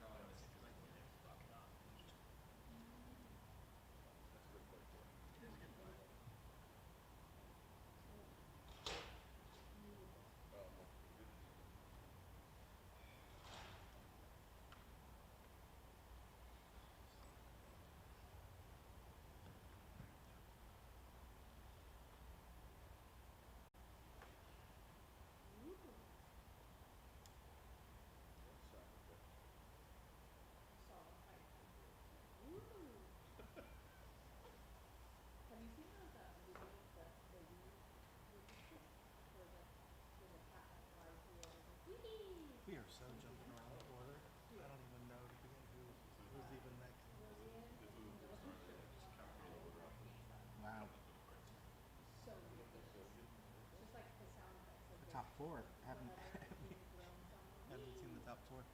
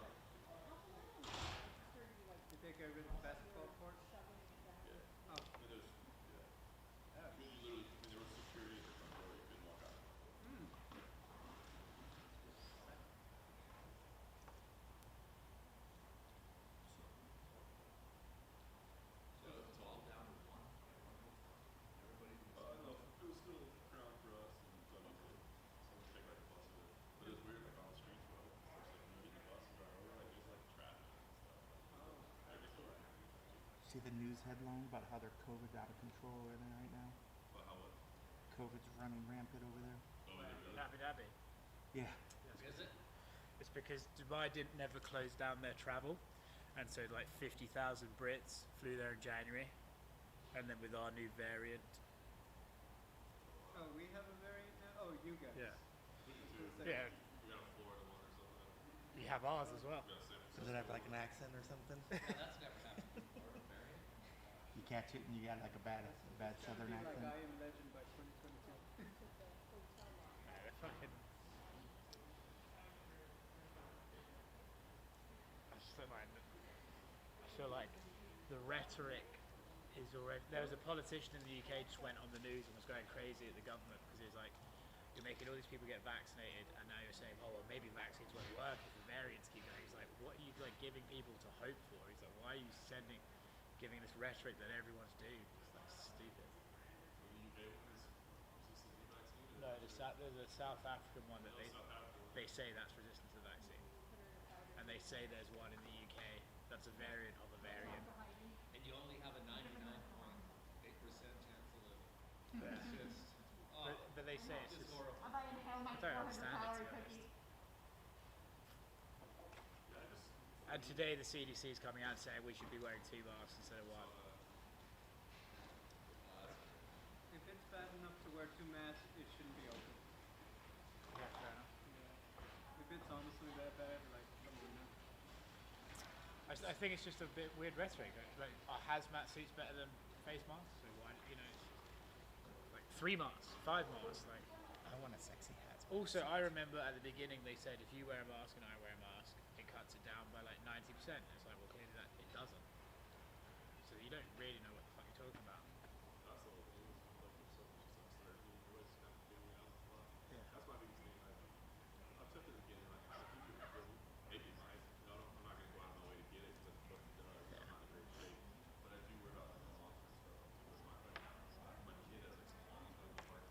Yeah. Is your missus getting a vaccine? She got this. The vaccine concerns you more than fucking. More people die from the vaccine. John, did you feel sick from it? He just grew an extra dick. Maybe I will. My girlfriend got it because she only got sick from the second one. They were neither that, but she got the second dose. And then we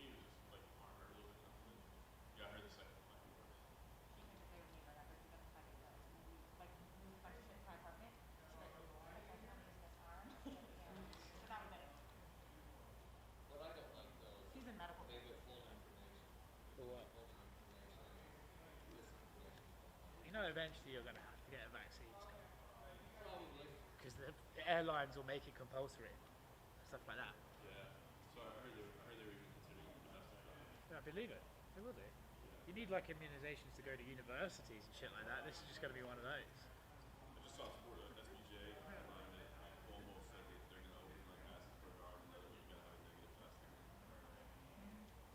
I think when they What are give the us numbers the like in New vaccine York? against cancer, then I'll take this. What's the Something that'll actually kill me, then I'll take it.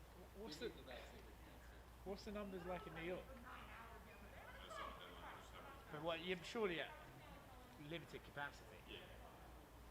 Wait, did you hear about the cycling rates? Who's that swinging out up there, The Heinisch? cycle threshold rates? No. The default on tests has been in the 40 or 45 for cycling rates, determining how virulent the viral load is. Yeah. If you have it that high, it's going to test way more high positives because it's going to test for ability testing dead material. And so these positives are way overblown.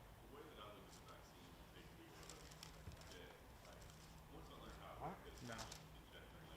You can have the rest. It's almost too much. I love it, but I'm on a diet. Oh, I will take that. Say no to a cookie. Yeah, right? I didn't bite off. I did croak it I off. would agree Hey, you're tested. We're good. Yeah. if the threat, the percentage was dangerous threat.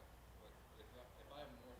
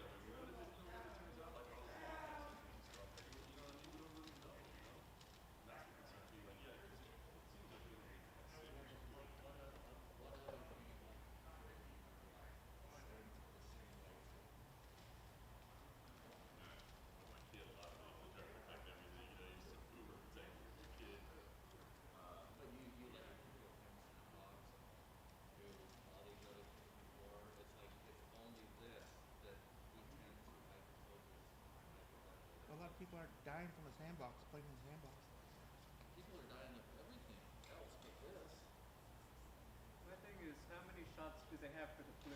And you still got to get a new one like twice a year. That's what I was thinking. It's like, you know, it's like, oh, they barely got it. It's like, I don't have confidence. They didn't have a one-size-fits-all for the flu yet. How long has that been around? Well, I heard with the second shot of this flu, they inject it. You know what? Hey, I heard that. That's only for you QAnon. That's your QAnon people. Hey, I thought that's what the nurse does when they go to clean off the new babies. Just, here you go, Miss Johnson. Yeah, if it's between the circumcision or vaccination.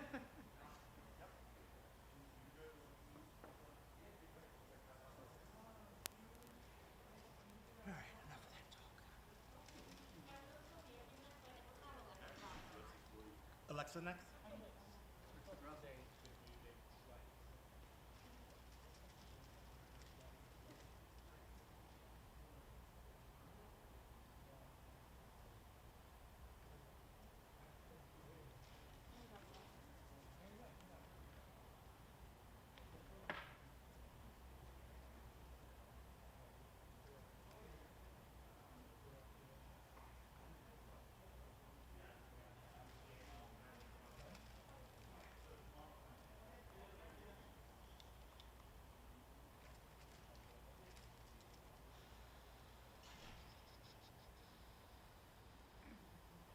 Dang it, I missed the scam call last week.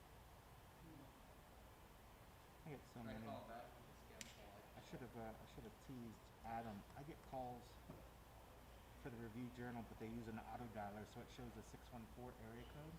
They called me the other day. I was like, "Why you calling me? Why are you trying to hide the number?" They're like, "Oh well, it's an auto dialer." I was like, "Shame on you, Review Journal."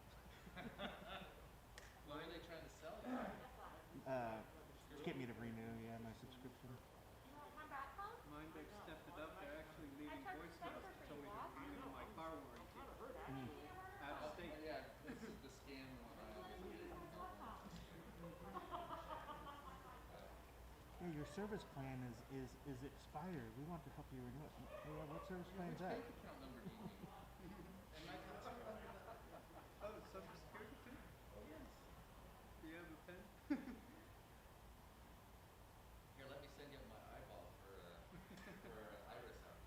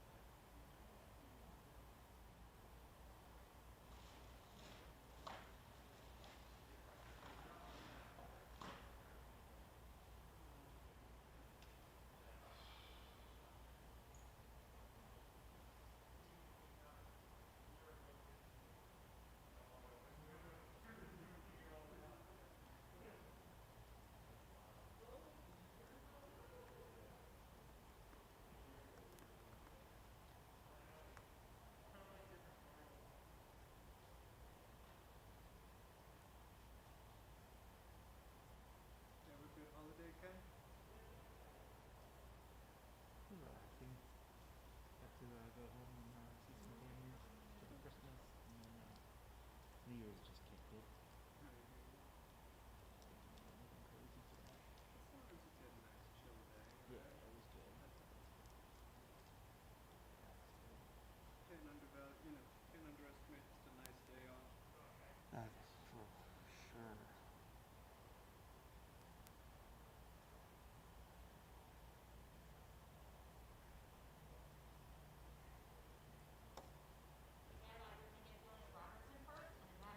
I just told the people Alexa Grasso.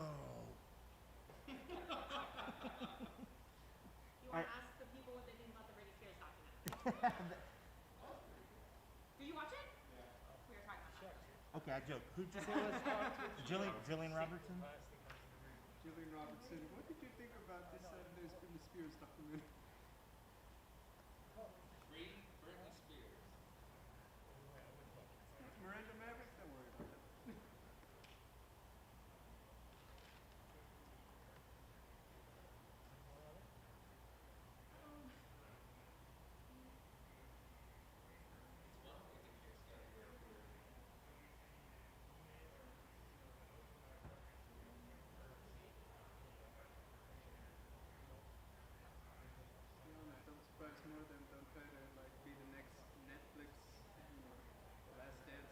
series? I was disappointed in the Epstein docuseries.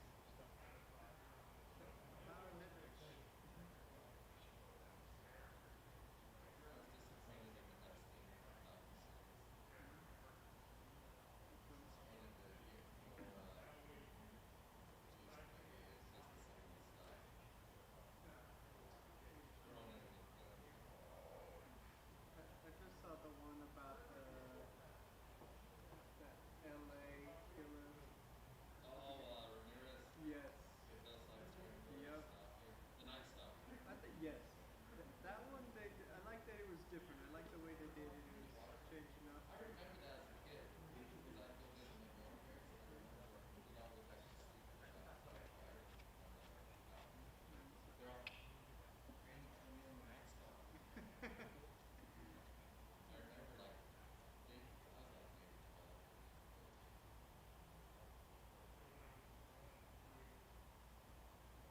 It had a bunch of good ones in it. That one's worth watching. I thought so. But then again, I'm into the whole, playing detective at homes. I like it. Did it help get AC/DC decent? Thank you so much.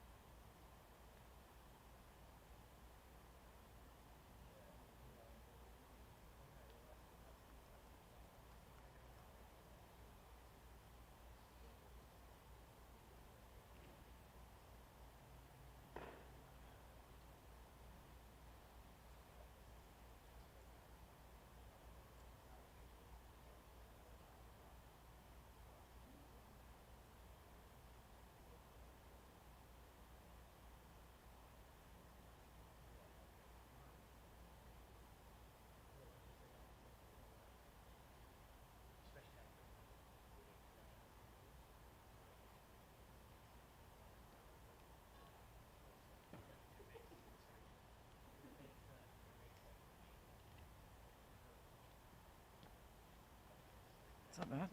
How are you?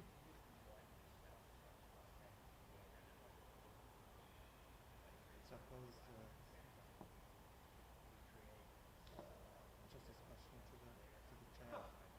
So we watched the documentary. Not a lot of people so far.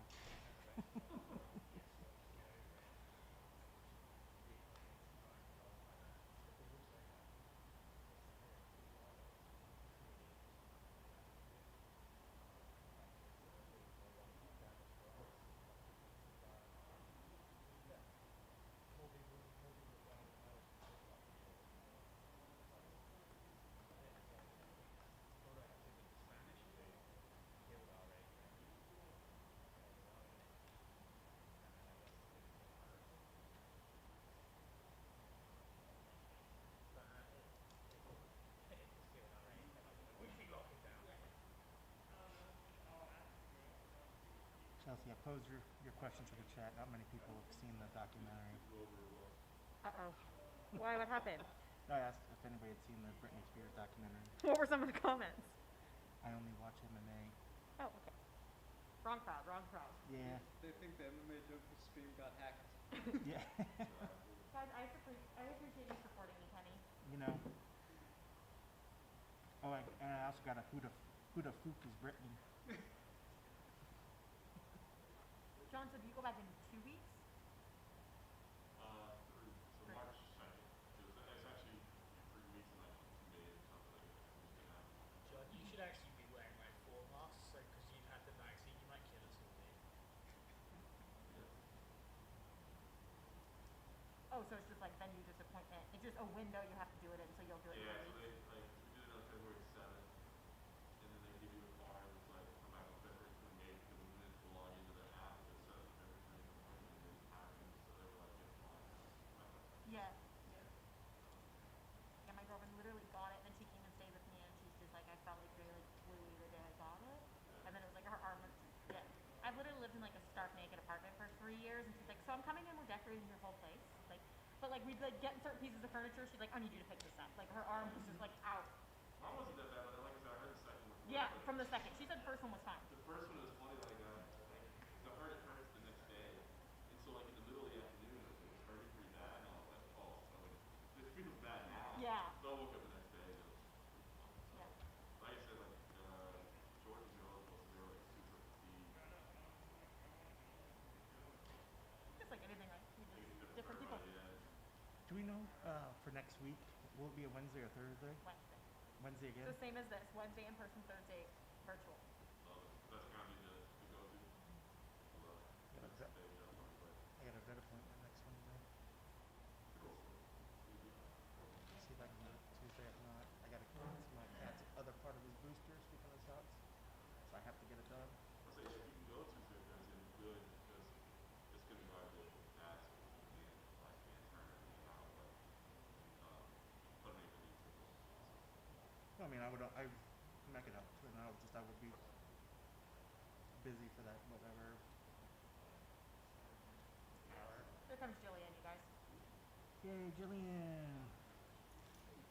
Omar, what's up? I think I'm cool with my dark hair, and then I see her red hair, and I'm like, damn.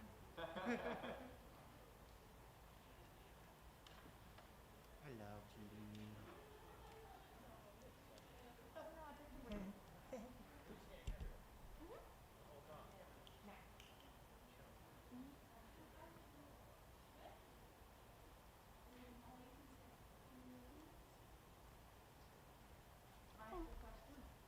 Oh, there's a mic right there for you if you like. We should get her on afterwards. Yeah. If we can, we'll take her afterwards.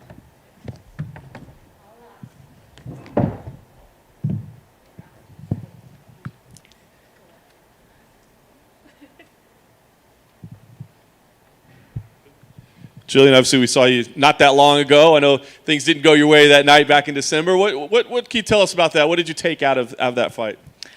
All my fights, I just try to keep on looking forward, keep on looking to the next one. So that's this opportunity right now, just to get back in the win column, get my hand raised again, and get this win streak started. It seemed like kind of a frustrating fight for you at the moment. I mean, was it a frustrating fight overall? I guess so. A big part of the fight was obviously that cut on my nose. I had blood in my eyes through the whole fight. That's a new experience for me. That was the first time I've ever been cut, so I couldn't see through the whole fight. Obviously, Tyler's very strong. She was able to hold me a lot, and I don't think she necessarily got off a lot offensively, so that was definitely a frustrating part for me. Yeah. And then you're in a grappling bout like a week later, right? I mean, so tell me about that. I mean, was there any part about you that like didn't want to do it and kind of wanted to let the nose heal, or was it like competitive? You had to get in there and do something. Submission Underground texted me and they offered me the match against Pearl Gonzalez, and I thought that's obviously a huge opportunity. She's a UFC vet. I was really excited to do that. I messaged the UFC and asked them what I should do about the stitches. They were like, you can take the stitches out after 10 days, but wait 21 days before any contact, any live grappling or anything. And I was like, 11 days is close enough. So I ended up taking the grappling match, and in the first 30 seconds, it turns out the doctor was right because my nose split back open. And just went back, put a little bit of super glue on it, and was ready to go again right after. Did you take the stitches out yourself? Yeah, I did. Wow, crazy. All right. And now here you are. It's like 2 months after your last fight. So was it important for you to get back into the cage quickly, or did this fight just come? How did this come together? Oh, yeah, it's definitely important for me to get back in the cage quickly, especially after my last loss against Macy. I think I had to wait 8 months before I got back in. So now to be able to get a quick turnaround like this, it just means the world to me. Nice. And what can you do? Because we hear a lot about like people getting better when they don't have fights booked, because they can just train on whatever. I mean, what do you think? Do you wish you had more time to kind of like improve skills between, or do you just like fighting as often as possible? No, I'm always getting better every single day. This is my craft. This is my life. I don't take time off. I don't have days off even. I work every single day, either 2 to 3 times a day. Even on Sundays, I'm usually doing at least one. I don't take rest days. So every single day I'm getting better. So it's not a worry for me that I'm not going to get better in between fights. These are just tests. These are the milestones where I'm going to see where I'm at. And obviously the goal is to be the best in the world. So this is just another test to get there. The matchup with Miranda, was she somebody? I mean, she's new to the organization. Was she somebody that you had watched during her time in Invicta, or did you know anything about her? I watched a couple of her fights in Invicta. I vaguely remember them, but I've actually met her on the grappling scene. Just because both of us are very active, we're both down to compete, and we're both gamers. So we met each other a couple times on the grappling scenes. We've never had a chance to grapple each other, but we actually took a picture about a year ago together. Wow. So what do you think about her game? I mean, you said does she do anything special, anything unique? I mean, what do you think about her overall? I think she's fairly well-rounded. Obviously, her last fight displayed her Muay Thai very well. She was able to get that nice elbow off. But I think it's a favorable matchup for me, especially on the ground. I don't think she has my level of jiu-jitsu or the capability to hang with me down there. Last thing for me, I mean, you're still so young in your career, right? But you've shown a lot of potential and a lot of promise. But consistency has been tough, right? To just get the results. So what do you think the key is to kind of clearing that hurdle and getting the consistent results every time? I almost think that it's like I got into the UFC a little bit too young in my career, where now it's like all these girls are huge tests. I only had 5 fights coming into the UFC. So now I feel like every time I've been given that big obstacle, that big test, I haven't been able to live up to it. I haven't been able to live up to that third win in a row. I haven't been able to get that. So hopefully just with the adjustments that Dean and I have made in this last year, we'll be able to get that, be able to accumulate those 3 wins. Hey there. You mentioned something interesting about you think you got into the UFC too early. Do you think there's something to be said that fighters should have more amateur fights before they start turning pro and just get a bit more experience before they get to the bigger leagues? I definitely think experience is the biggest part, and even just competition experience in general. I never played a sport in my life before I started training, so to be able to go out in front of a crowd and perform and be comfortable there is probably the biggest aspect of it for me. You mentioned last time that it was the first time you'd been cut in a fight. Is that, we hear fighters sometimes say they take lessons from their defeats, right? Is that a lesson you now know that, I know what it's like to have blood on me while I'm competing? I guess it's definitely a lesson. I remember looking up at the lights in between the second round, and it was just 100% blur. You could just hardly see the bright lights right above you, and it's a new obstacle to deal with in a fight. It's something that I've never had to deal with before, so hopefully it doesn't happen again. Is that a unique sort of frustration where you can't see, but you're not really like in massive amounts of pain? You're just like, this is annoying. I can't see, so I can't compete at my best. Is it like a unique sense of frustration? Oh, everything in there is frustration after that point. I don't know. It's a different world once you're in the cage. Like, even when I got cut, she hit me with the strike, and I thought to myself, okay, that one hurt, but I didn't think I got cut. And then it was like last 10 seconds, the bell rang. I stood up, and I see a drop of blood run down my nose. I was like, oh, fuck. But I really had, like, you don't feel anything. It's a different world in there. And you mentioned in your very first answer you gave that you were looking forward to getting this win streak started. Is that the mentality that it's just brick by brick we're going to build and get you back on this win streak towards the top? Well, yeah, I know I'm going to be a world champion one day, so it's just finding the right path to get there. So far, we've had a little bit bumps in the road, but no matter what, we're getting back on track, and we're back. It's the same course. Just get the bumps out early. Just get them over. Exactly. Good luck. Jillian over here. Everyone always talks about how young you are in your career. One of the things I noticed watching the Din Diaries, you talked about what makes him different as a coach. He doesn't just teach what his coach taught him. He's trying to be innovative and learn. You seem very inspired when I see those videos of you and him. Is that something you see for yourself later in your career, possibly being a coach and being one of those minds in the fight game? Oh, I would love to be considered even close to the way that Dean is in the fight game. I feel like he's a legend, he's a veteran, and the way he thinks about the sport is different than anybody else. And obviously, it's been noticed. He's been getting opportunities like hanging out with Dana White and things like that because he is just such a great mind in the sport, and it would be honor for people to consider me to be like that.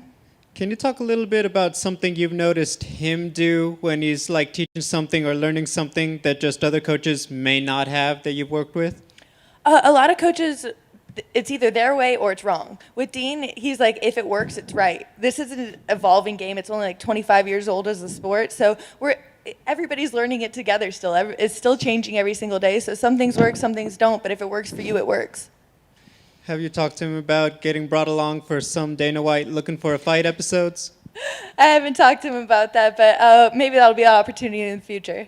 Thank you. Does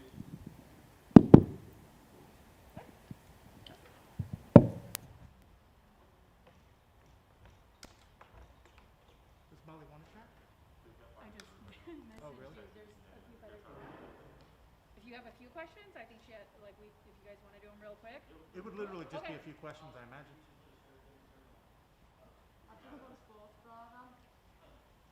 Oh.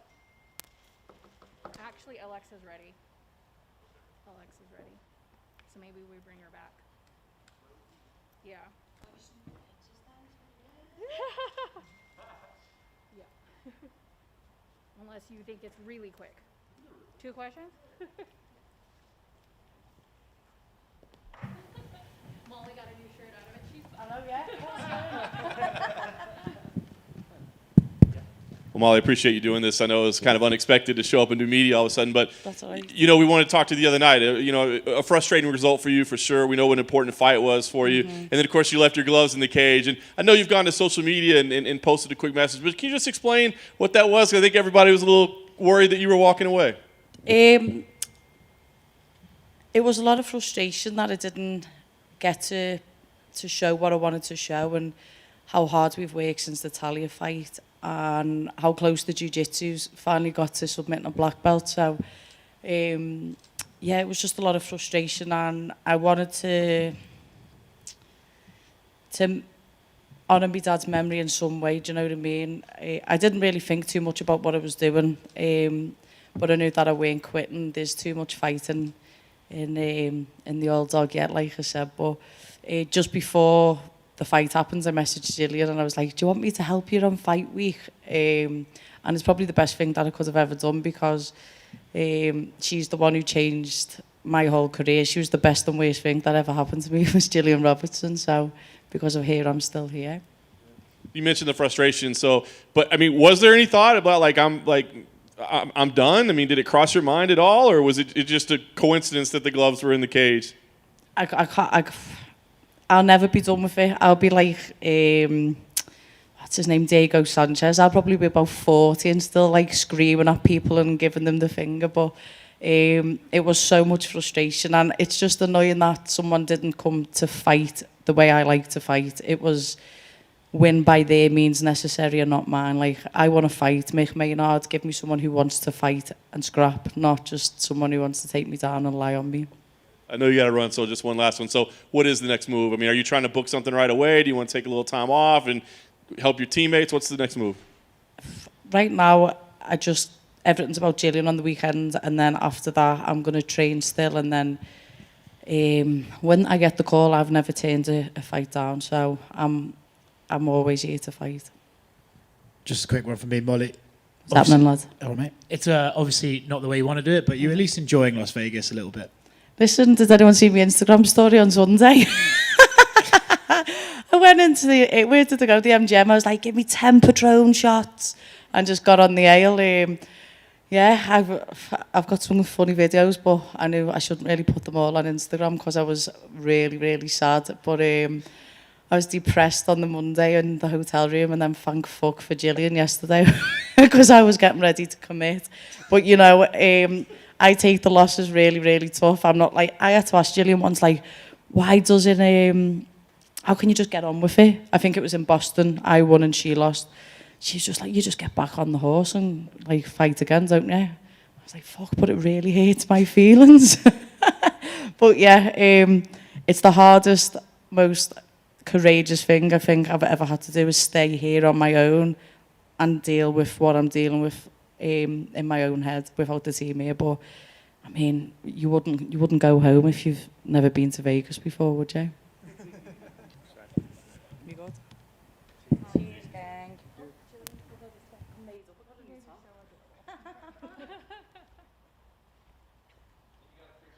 Yeah, right?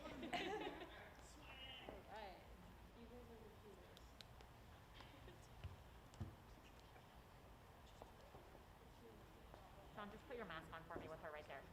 John, just put your mask on for me with her right there. Thank you.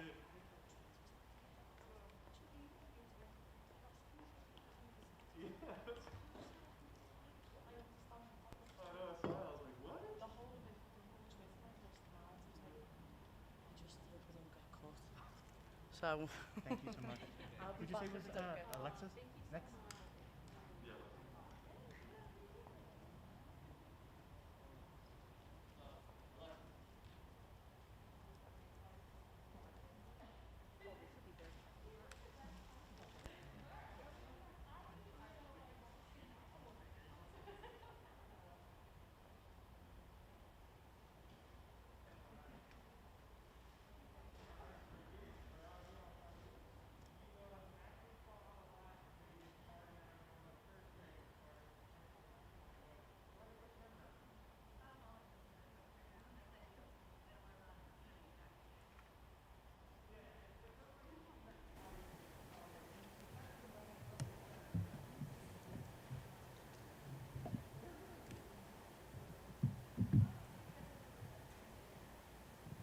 Alexa, you obviously picked up a win in August in your flyweight debut. How much different did you feel that night being at 125 pounds instead of 115?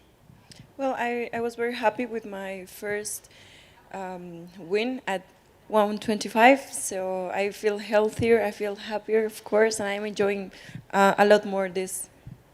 Is it fair to say that the move is permanent now? I wasn't sure when you first went if you were going to stay at flyweight. Do you think it's permanent? Yeah, it is.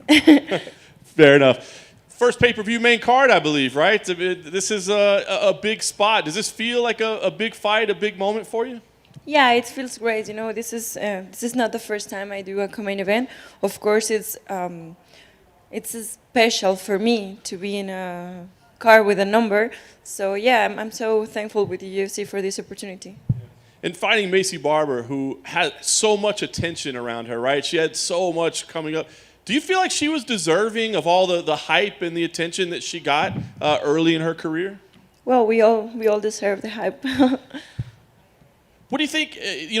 Does this feel like a big moment in terms of a ranking moment? You know, I mean, you're new to the division, but you had a lot of success before. So do you feel like a win here is important to make a statement in the flyweight division? Yeah, of course. I want to get in there, win, straight. I want to win as much as possible this year. I would like to fight more often. And yeah, this is a whole new way for me in 125. And when you move to a new division, do you feel like you have to start kind of at the bottom, or do you feel like that success you had at 115 should help you to be a little higher in the rankings? No, I feel like I said, like this is a new, complete way for me.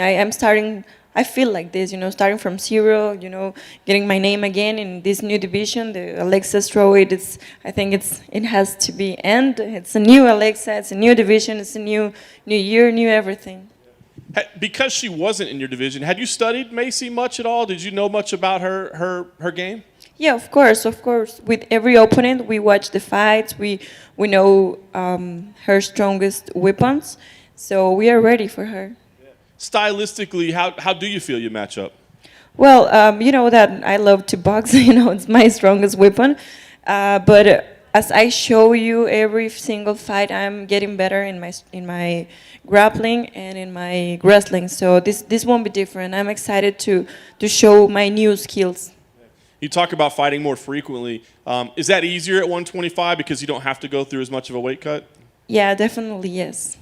So what is the goal? I mean, first, obviously you want to win on Saturday night, but what is the goal for 2021? I mean, is there a number of fights? Is there a position that you want to be in the division, a ranking? What's the goal? Well, I learned from the years that I have to take one step at a time. Of course, the goal will be always to be in the line to fight for the championship and be the champion. But for now, my primary goal and the most important thing is to get that 10 number.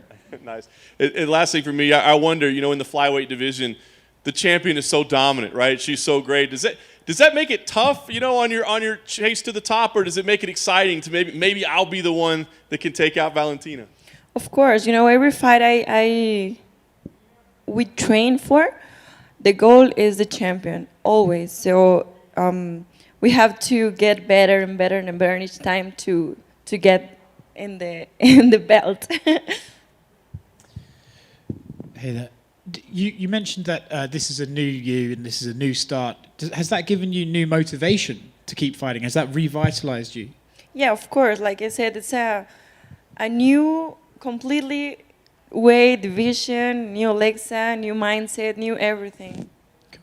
Macy says that she believes, obviously, her strongest weapon against you is her wrestling. Does it help you knowing your opponent's tactic before they come into the cage? You know she's going to try and use that. Well, it's fine, you know. For me, it's fine. Like I said, my strongest weapon is my striking. I love to get in those firefights. But yeah, of course, I'm excited to get on the ground, to get in the wrestling positions because I've been working so hard on that. Macy says she'd like to fight you, beat you, and then she's already talking. She wants to fight Joanne Calderwood and then fight for the title. Do you think she's overlooking you? Do you think she's thinking too far ahead? I don't know. I don't pay too much attention to that. I'm just focused on fighting. Good luck this weekend. Thank you. Alexa over here. Alexa, I know with your team, Team Grasso, you also have several female fighters in that gym, Alejandra Lara and others, who is also in your weight class. How important is it, how much does it help to have other female fighters on your team to work with? Because I know not every gym has a lot of women training. Yes, I know. It is very important. You know, the women's body is completely different. When we train with guys, they have to be like a little lower with us. So when we train girl with girl, it's great. So it's kind of more real. So it's nice to be around very well-rounded teammates. I want to ask you, obviously recently we had Brandon Moreno, the first Mexican-born fighter, fight for a UFC title, and it seemed like all of the Mexican-born UFC fighters, it was a big moment. I just want to ask, what was it like for you to see someone finally reach the title fight, and did it inspire you to eventually get there? Yes, of course it's inspiring because mostly we are people say to us like, hey, you have to go to the US, you have to change, you have to go. But for me, it's very important to represent my country, to hustle every day in my country, train there. And yeah, of course, Brandon told us like, hey, we can do this. We can get to the belt. Thank you and good luck. Thanks.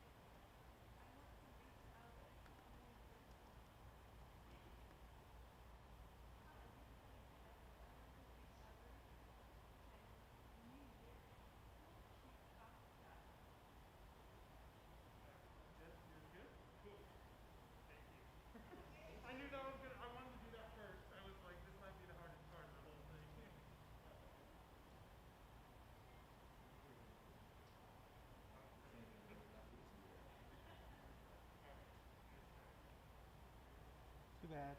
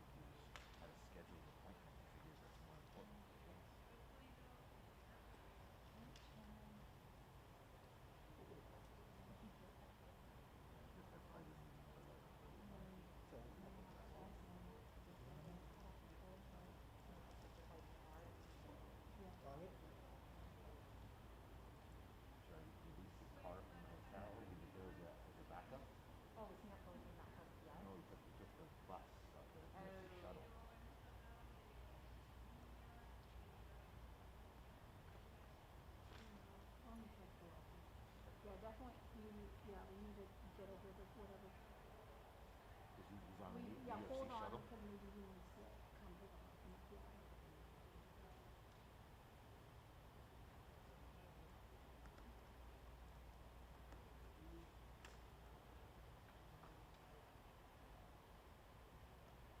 He just has that in him. And her call to the It's on the open card. Yeah, hold in case he has to. Come to you guys. Yeah, just in case he took the shot out, then it's hard to get him.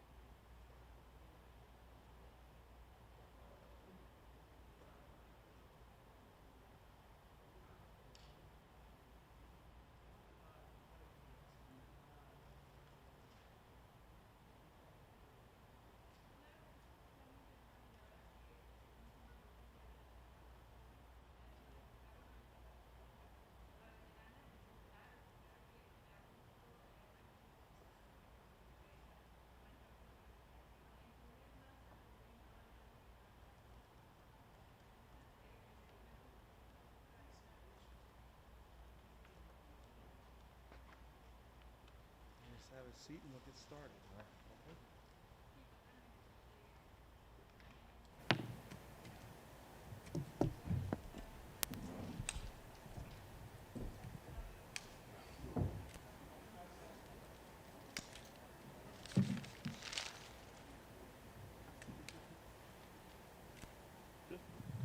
Rick, I feel like we just saw you. So, man, talk about this. Like, what, 3.5 weeks or something like that? I mean, is it challenging, fun? What's this quick turnaround like for you? Always a challenge, but more fun this time because I didn't have to get beat up 8 weeks to get here. So, had a good fight with Gaetano over in Abu Dhabi, and then straight back home, straight back on schedule. Kept the diet going. This fight's at 145, so not as much of a struggle. And so it's just a little bit more fun this time. How did it come together? I mean, I know you guys had been talking about fighting for a long time, but I mean, did you guys reach out to the UFC and say, let's get booked quickly, or did they just come to you? What happened? We were supposed to fight a few times already. And I called him out right after that fight. And as I was heading back, my manager runs up to me and he's like, 3 weeks, you want to do it? And I'm like, oh, man. I was like, I don't know if I want to make 135 again. And then they said if it could be at 145. And I was like, all right, sign me up. Let's do this. Very nice. Obviously, the circumstances are understandable why it's at 45. But is this something like you might want to explore in the future? Or does it feel kind of nice? Yeah, I mean, I feel strong. I've never felt another bantamweight and was like, oh, man, this guy's stronger than me. So, but I think I have height disadvantages at 145. So I think I'll continue to be the bully at 135. If there's other 35ers that, fights come up like this, shorter notice, I'll do it at 45 anytime. As you said, you and Kelleher were supposed to fight a couple times, and then you mentioned his name last time. I think we asked you about him. So, were you happy this was the matchup? I mean, was this a fight that you wanted, or did it matter? No, I'm getting tagged all the time online. Fans want to see this fight. He's an exciting fighter. I fancy myself an exciting fighter. So it's gonna be an awesome fight, and we're early on the card on UFC Fight Pass. So it means more time to drink some Modelo after. I kind of wondered, like, the way you guys had been linked together, and y'all would have a little fun with each other in social media, right? So is it all good-spirited, or does it kind of start to get on your nerves after a while? Do you kind of start getting, like, angry at the guy, like, quit tagging me or something? Don't bug me none. Don't bug me none. But I'm winning these exchanges, so Fair enough. in my opinion. I think a lot of people, as you said, I think the reason people want to see is it looks like it could be a fight of the night type fight. Do you feel that way? I mean, do you feel like this is going to be kind of a back and forth fight of the night type fight? Honestly, if I decide, and I'm not trying to be an asshole here, but if I decide it's going to be a fight of the night, it can be. But honestly, I feel like it's going to be a performance of the night for me. Fair enough. That'd be a big statement for you. What are the goals this year, man? I mean, obviously, you bounce back from the losses, and you got a couple of wins in a row now. What's the plan for you? I mean, do you want? You want to come do it again in 3 weeks? Just stay out here in Vegas? What's the plan?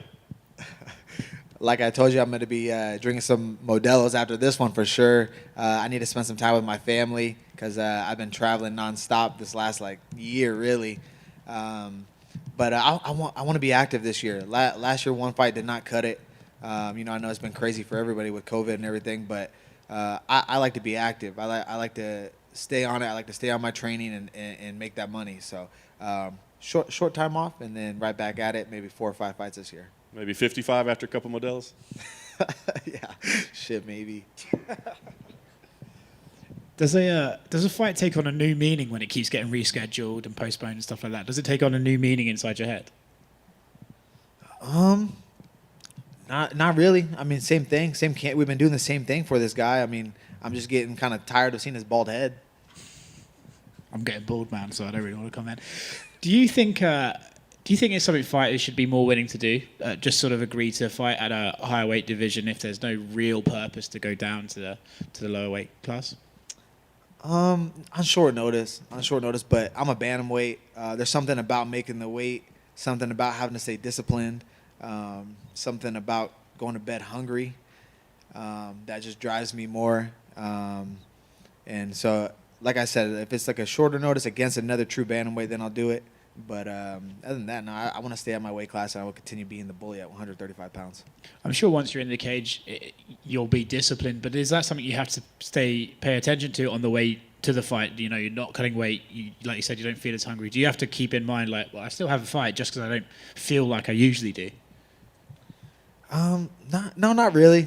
I'm just not as mad all this whole fight week. I'm just not.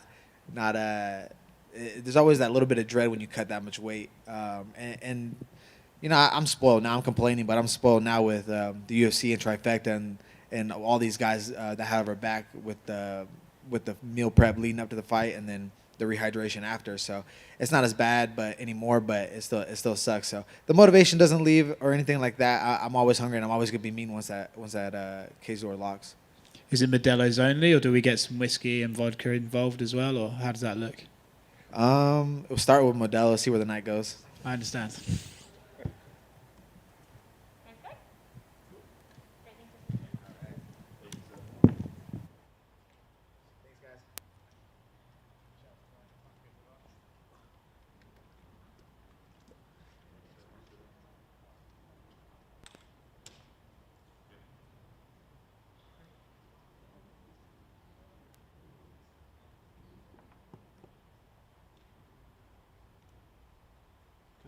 You done with it?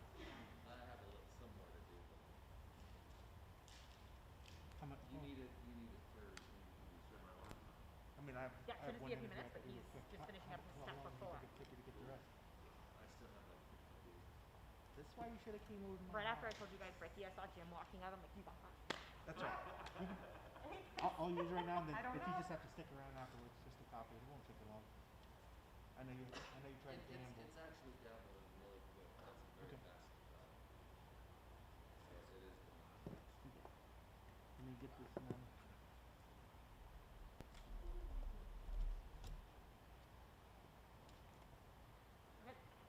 You're gonna want that.